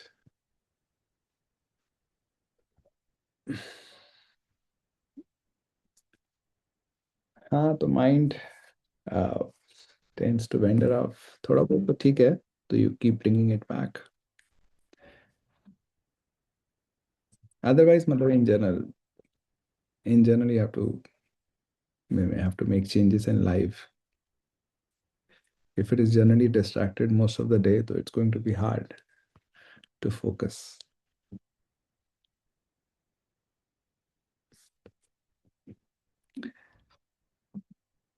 Okay, so with that, let's get to the questions. Okay, so I'll try to have the question and the passage on the same screen.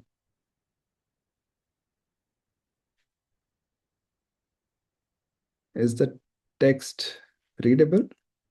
Can you read the text of the passage, or is it too small?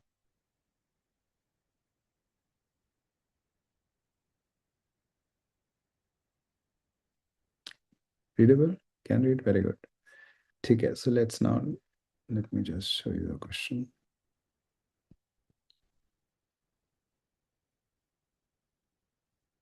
Okay, so we'll start with the first question.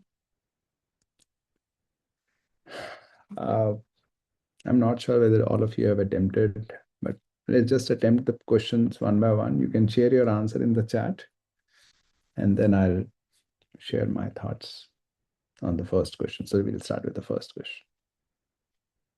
Take about a minute and a half.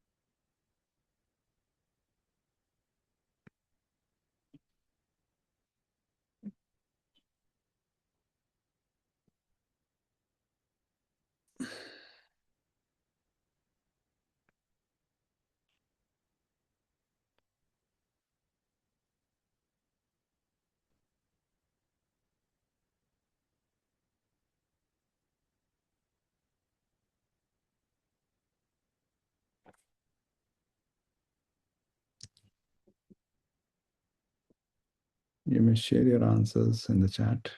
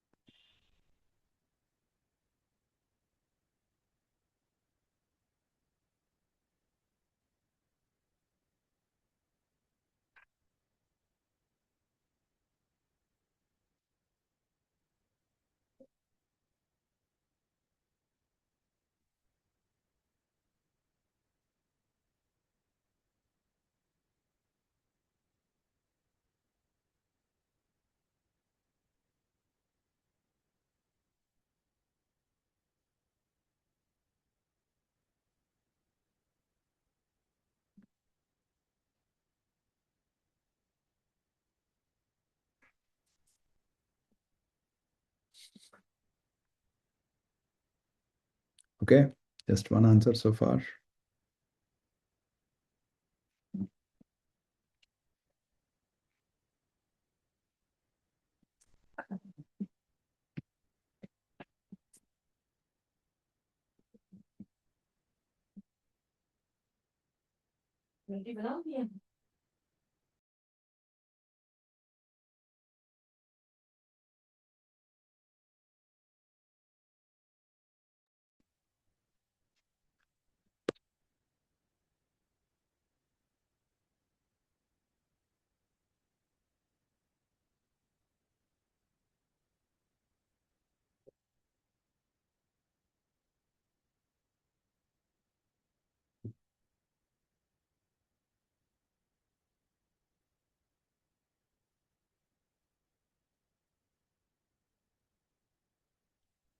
Okay, let's talk about it. It says, according to the passage, which one of the following reforms is yet to happen? So it hasn't happened. It is yet to happen in India's forest policy. So we are looking for something that is not there in India's current forest policies. A ban on deforestation? No.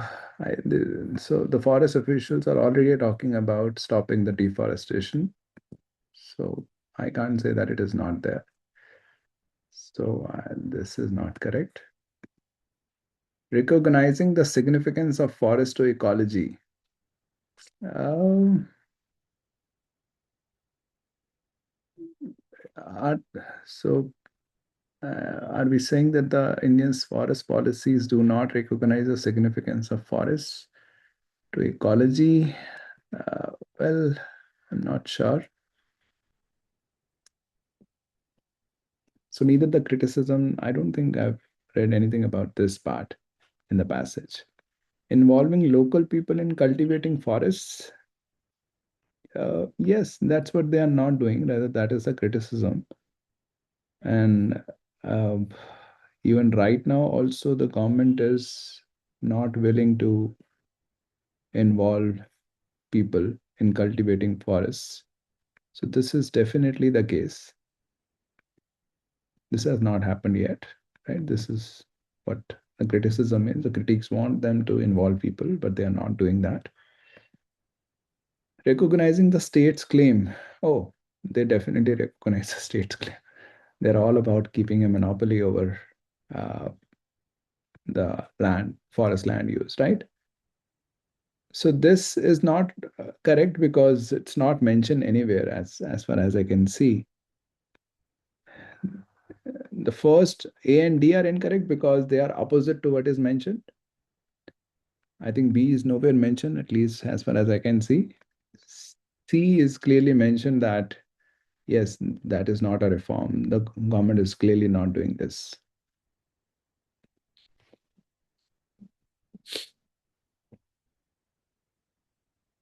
Any questions, doubts regarding this? So C is the answer.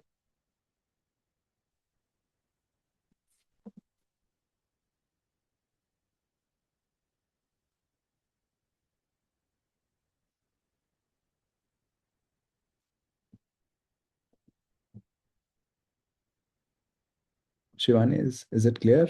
Are you any doubts? Recognizing the state's claim to forest land use. Yeah. What does that mean exactly? Recognizing state's claim to forest land use. मतलब Hmm. State का जो claim है to forest land use. उसको recognize करना, to give it recognition. But ठीक है. Claim मतलब exactly like That I claim, मतलब claim means your, वो ऑलरेडी हो गया है कि ऑलरेडी होना है, होना बाकी है, या मैं पूछ रहा हूँ या मुझे मिल गया है लाइक. मतलब वो कभी ना कभी तो claim रहा होगा. So it's like you have given it recognition. So which means कि very good. yeah, it's recognized now. With this they have mentioned, is it, in the past? Because at the same time, it's in the third paragraph, last sentence. At the same time, it has shown little inclination to meet major demand of our critics' forest policy, namely abandoning the principle of state monopoly over forest land by handing over the areas of degraded forest to individuals and communities for afforestation. अच्छा, okay. तो वो basically अभी जो state monopoly है, तो मतलब claim क्या, उसका तो पूरा ही क्लेम है स्टेट का। तो the forest policy is all about recognizing the state's claim to forest land use, rather they have the exclusive rights to forest land use right now. Okay, okay. So it's not about central government at all. It's purely about state government. नहीं नहीं नहीं, तो ये तो मैंने बोला था state की जब मैंने बात करी थी। देखो स्टेट वर्ड यहाँ पे पहले भी आया है एक बार ही। अच्छा, तो you are getting into central and state. हाँ, तो या।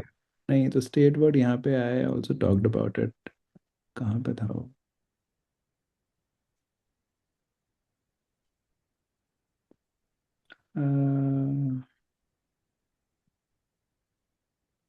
हाँ ये रहा, जिसे यहाँ लिखा हुआ है ना, the debate over the draft forest act fuelled a larger controversy over the orientation of state forest policy.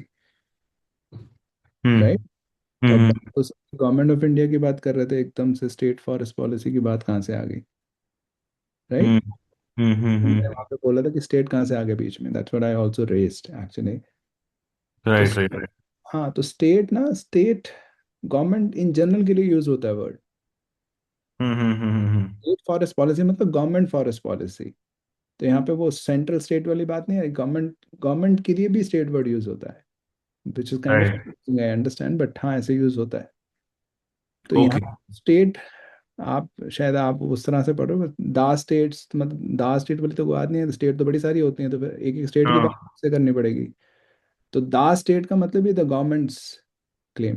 okay, that by that we mean central government itself. Okay, okay. हाँ, क्योंकि सब कुछ सेंट्रल गवर्नमेंट के, government of India के respect में ही बात हो रही है थ्रू आउट। अलग अलग स्टेट से आ रही है ना, कि सेंट्रल अलग से बात हो रही है, स्टेट की अलग से बात हो रही है। एक ही गवर्नमेंट की बात हो रही है, उसी को हम स्टेट बोल रहे हैं, क्योंकि वर्ड यूज होता ही है स्टेट गवर्नमेंट के लिए।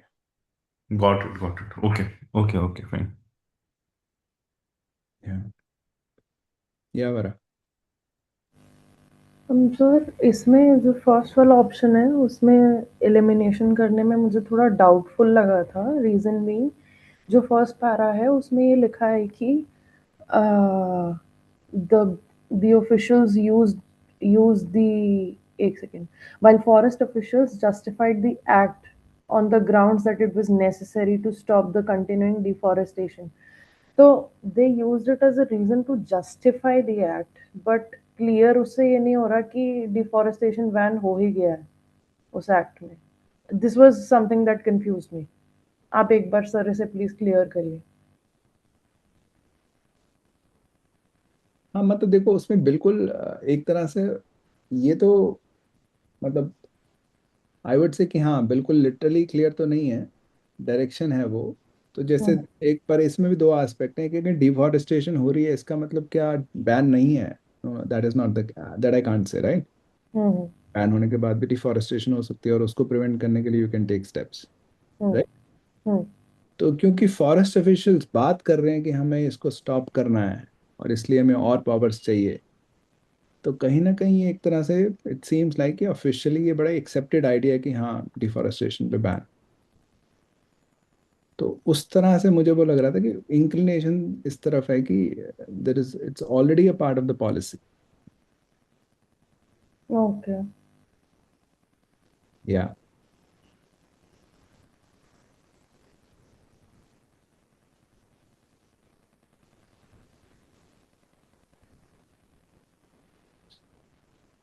या सर, मतलब the reason I I brought this up was because अभी तो फिर भी हम एक बार को ऑप्शन सेलेक्ट कर ले रहे हैं बिकॉज अभी एग्जाम एनवायरनमेंट नहीं है। जब एग्जाम एनवायरनमेंट होता है यहीं पर अटक जाती है गाड़ी। मतलब मैं तो इसी में कंफ्यूज हो जाती हूँ कि मैं श्योर नहीं हूँ, दो में ही अटक गए। ठीक है, तो इसके बारे में देखो और बात कर लेते हैं। तो अगर आप कह रहे हो लेट्स से ए और सी में अटक जाओगे आप, ये कह रहे हो? हम्म हम्म मतलब there is absolutely no way I can get stuck. Yeah. क्योंकि sea is just it's like a night and day. It's so clear. sea की तो पूरा criticism ही sea के around है. हम्म। तो वो तो है सर। कैसे रिजेक्ट कर पाऊंगा कि ये रिफॉर्म, तो डेफिनेटली पूरा पैसेज ही कह रहा है कि नहीं हुआ है, करना है, क्रिटिसिज्म सारा इसके अराउंड है, हम्म राइट. हम्म। डिफॉरेस्टेशन में या तो मैं उस तरफ जाऊंगा कि डायरेक्शन इस तरफ है कि already they are against deforestation, या फिर मैं कहूंगा कि कुछ भी नहीं दे रखा पैसेज में. तो इन दोनों केसेस में वो गलत है. ए, जैसे जो मैं बी कह रहा हूँ, अगर बी के बारे में कुछ दे नहीं रखा है कि ये hmm. Reform already part of forest policy है नहीं, तो फिर मैं अकॉर्डिंग टू द पैसेज उसको कैसे मार्क कर दूं ना मैं. राइट। वो दोनों केस में ही गलत है. Hmm. Is just so clear, right, क्योंकि क्रिटिसिज्म ही सारे उसके अराउंड है. Right sir. Like that was the reason why I marked, why I wrote C. वही Yeah. है कि ए को एलिमिनेट करने में 100% श्योरिटी मुझे नहीं आई कि हाँ क्लियर एलिमिनेशन है। हाँ तो मतलब, हाँ तो मतलब दो रास्ते, जैसे हमने बात करी, दो रास्ते निकल गए. एक तो है कि डायरेक्शन तो ऐसे लग रही है कि already they care about deforestation, और हम्म। अगर हम उस डायरेक्शन में ना जाएं कि ऑलरेडी है या नहीं, तो फिर कुछ दिया नहीं हुआ. ये तो नहीं दिया हुआ है कि ऑलरेडी बैंड नहीं है, तो हम राइट। उसको अकॉर्डिंग टू द पैसेज में ये तो नहीं मार्क कर पाएंगे नहीं है ये, राइट. तो हम्म। दोनों ही केस में वो गलत है. Understood sir. ठीक ठीक। हम्म। या या Shivani, you had doubt. Sir clear हो गया। ओके, ठीक है, सही है. ओके, सो सेकंड पे चलते हैं. I see some of you have already responded.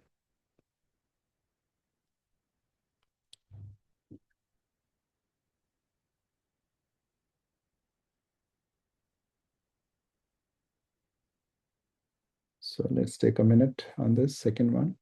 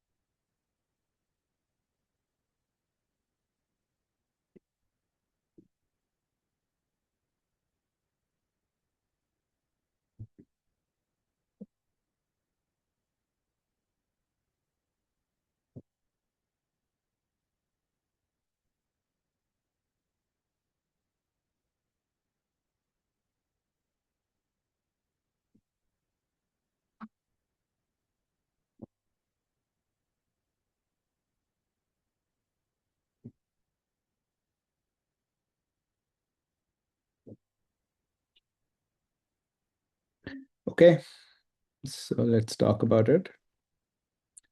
Which of the following is not common to the 1878 Act on which the new Draft Act is based, and the 1982 Draft Forest Act? ठीक है, इन दोनों में क्या common नहीं है? Both resulted in large scale deforestation.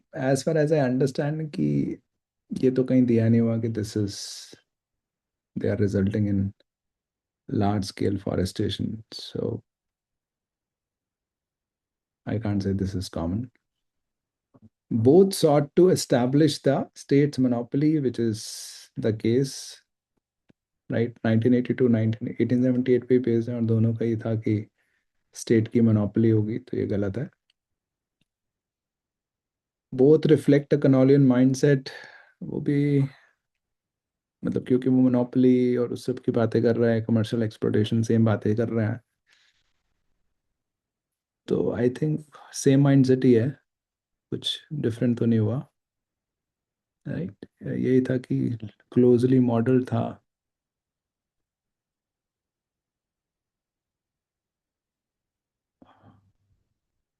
हाँ, तो तुम ये कह रहे हो कि लार्जली कि सेम माइंडसेट ही चल रहा है, तो this also I will reject. Both sparked controversy, वो बिल्कुल सही है, वो यहाँ पे लिखा हुआ है कि सेम सिमिलर तरह की कंट्रोवर्सी और आर्ग्यूमेंट्स आए थे. This is also not, this is also common, so So then the only option left is this, which of course is also not really given key. They are leading to large scale deforestation. So A is the answer. Any questions, doubts here?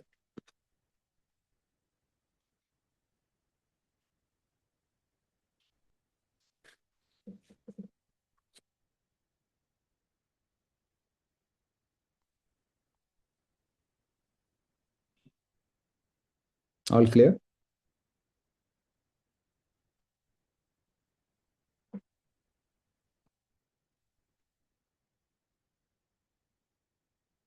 Clear? Not clear? Just a small hiccup. Um, I mean that where your cursor is, right? Necessary to stop the continuing deforestation. Hmm. So, what do we infer something from that? Not required, right? I think because Not. when you say continuing deforestation, it means that the deforestation is going on. That's So, correct. so do we assume that um, the 1817 act की वजह से deforestation हो रहा है या नहीं? ऐसे कुछ नहीं बोल सकते ना? हाँ, तो मतलब राइट, अगर हो रहा है तो ये थोड़ा बोल सकते हैं कि एक्ट की वजह से हो रहा है, right? Hmm. Despite the act भी तो हो सकता है कि अब तो पहले से बहुत कम हो। Right, okay. या तो वो तो बस इतना ही पता लग रहा है कि हो रहा है डिफॉरेस्टेशन अभी भी। हम्म। या ओके। ठीक है, let's get to the third one. Let's take 90 seconds on this. I'll just count.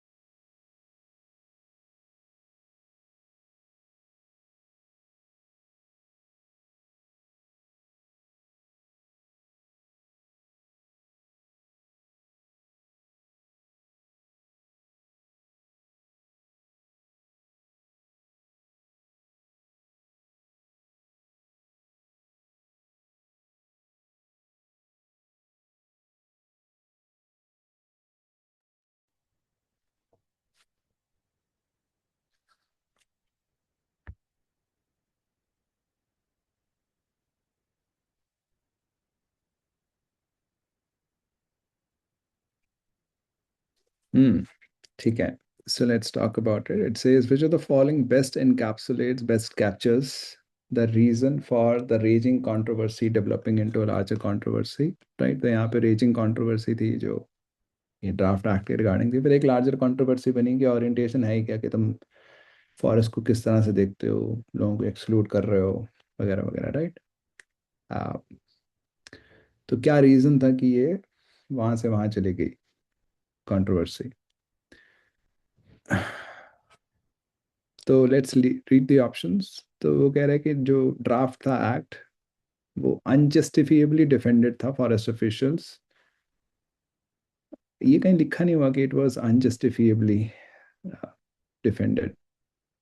मतलब उसने जो जस्टिफिकेशन दी है वो ये कह रहे थे कि हमें डिफॉरेस्टेशन के लिए चाहिए, बट वो अनजस्टिफाइड था वो. ये सब नहीं लिखा हुआ पैसेज में कि it was unjustified. This was unjustifiably defended. The draft forest had replicated colonial measures. हाँ, वो था कि लार्जर कंट्रोवर्सी बनी क्योंकि लिखा ही हुआ है कि वो प्रीडिसेसर के ऊपर था, फॉर एग्जांपल। तो this was definitely the reason कि वो लार्जर कंट्रोवर्सी बन गई कि तुम अभी भी colonial माइंडसेट में ही चल रहे हो। सही है। तो the draft forest वॉलेटेड the rights,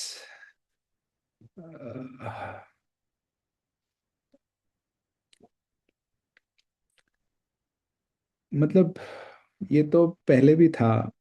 अ, मतलब एक तरह से वो तो वॉलेट होते ही रहे हैं पहले भी। बात है कि इट इज़ द मॉडलिंग कि तुम पुराने कि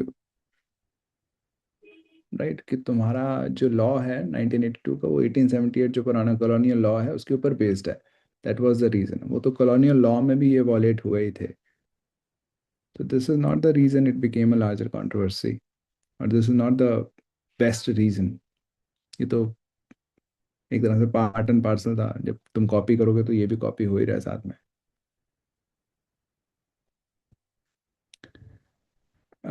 the draft forest act further enabled the commercial exploitation.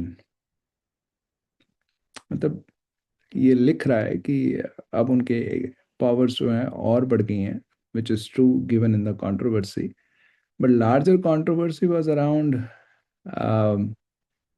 it is based the overall orientation basically, and the overall orientation is coming from the colonial law. That was the reason this controversy became a larger controversy. So it's not कि further enabling the commercial exploitation, ये तो original controversy थी. So this is D is not the reason it became a larger controversy. So B is the answer, as I think all of you marked. Any questions, doubts, confusions here?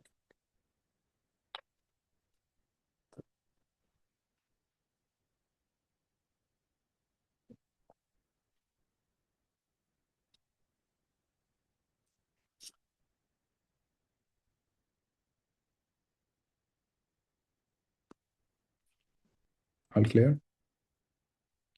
Okay, so let's move on to the fourth and last question here. Wait.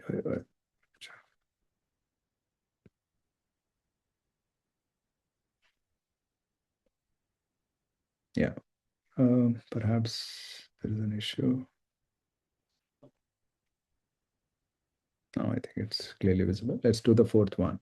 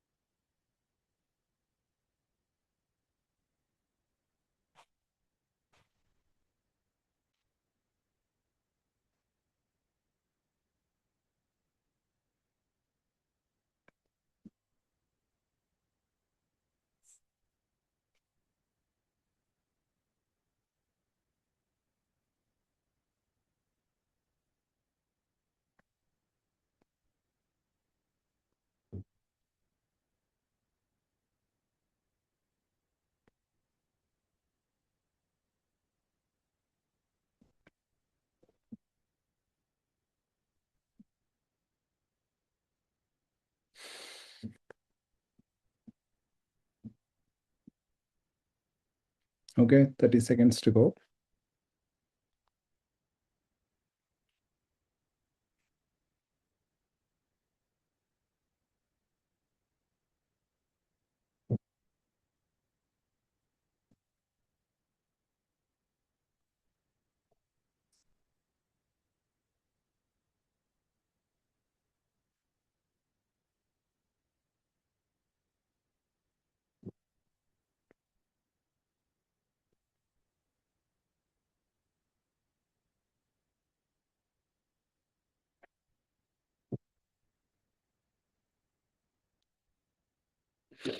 Okay, just one answer.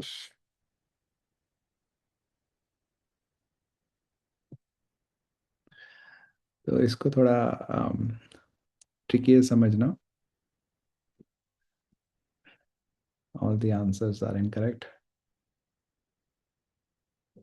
तो देखो, इसमें एक तो ये tricky है यहाँ पे समझना कि नैरेटिव क्या है. It's saying all of the following would weaken the narrative. तो नैरेटिव ऑफ द पैसेज क्या है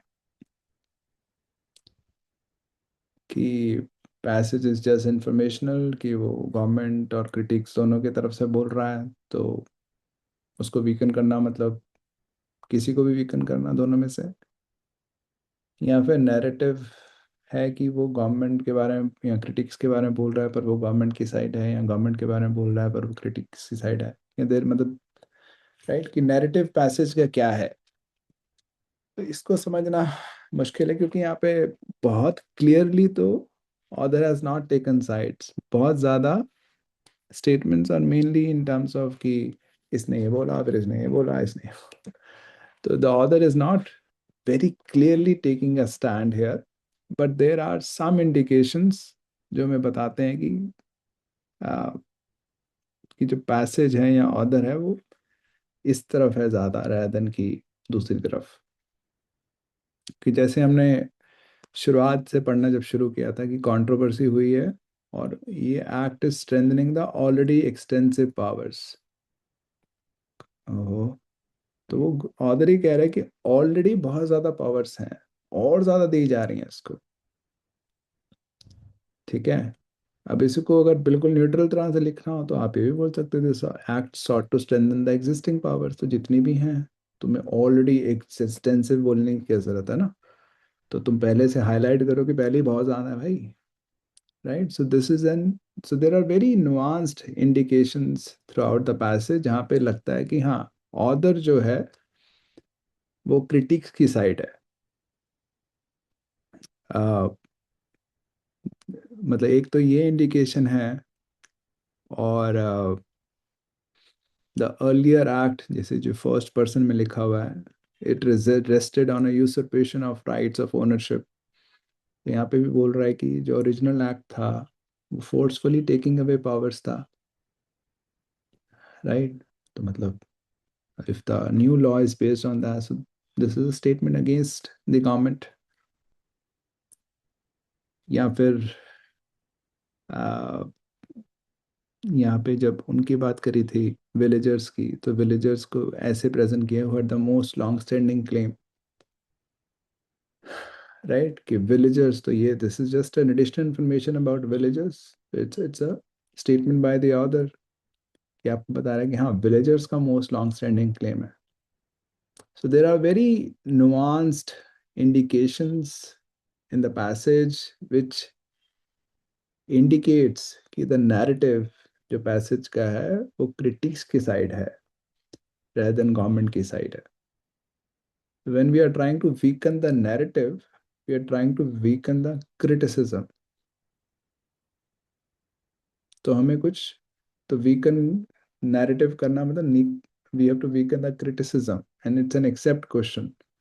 तो हमें चार वीकनर्स मिलेंगे, मतलब तीन वीकनर्स मिलेंगे क्रिटिसिज्म के, और एक वीकनर नहीं होगा क्रिटिसिज्म का. That's what we are looking for.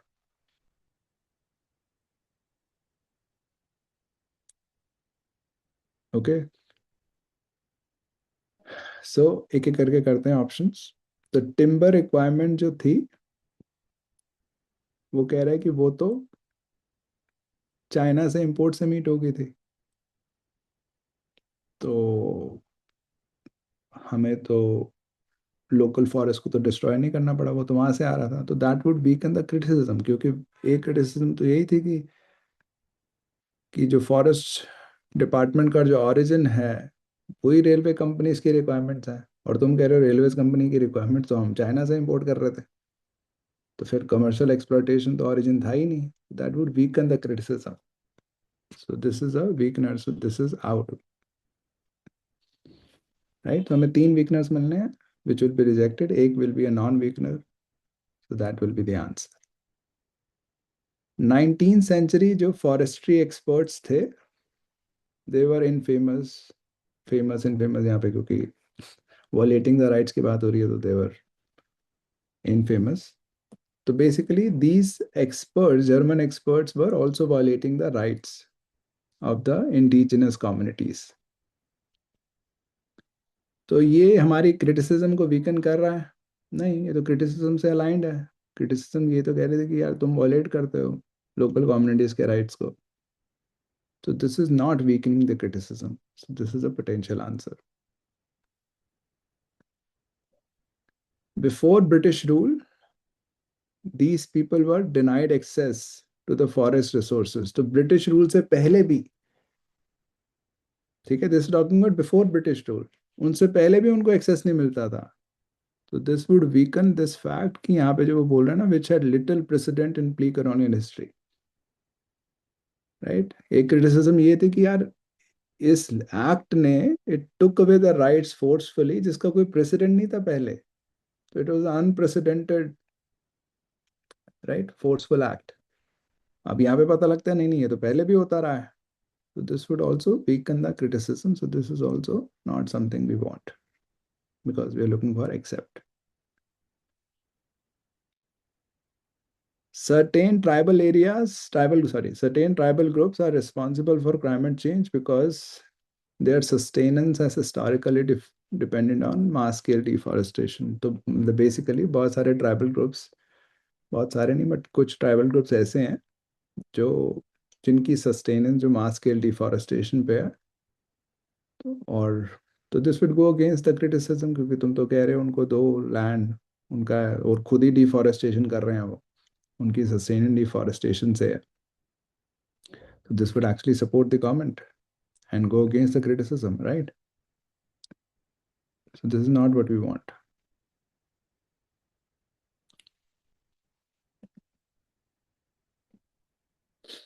So B is the answer.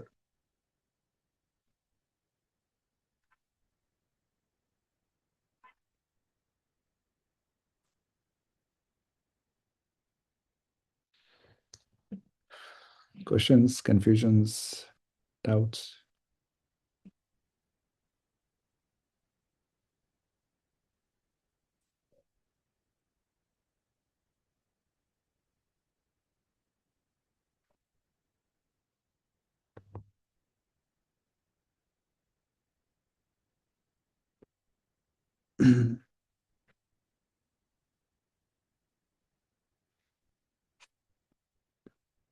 So this is a very very hard question, I would think, I would say fourth one। एक तो narrative समझना requires paying attention to those nuances, then it's a weakener of the criticism.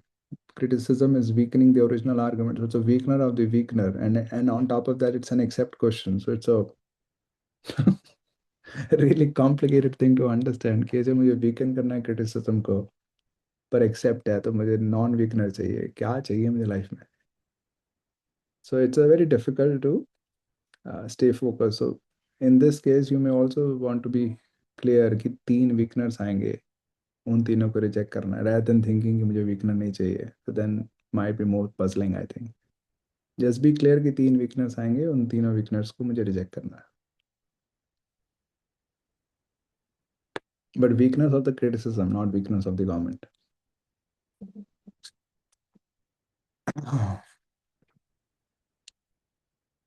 Okay, any questions, doubts, or is it clear?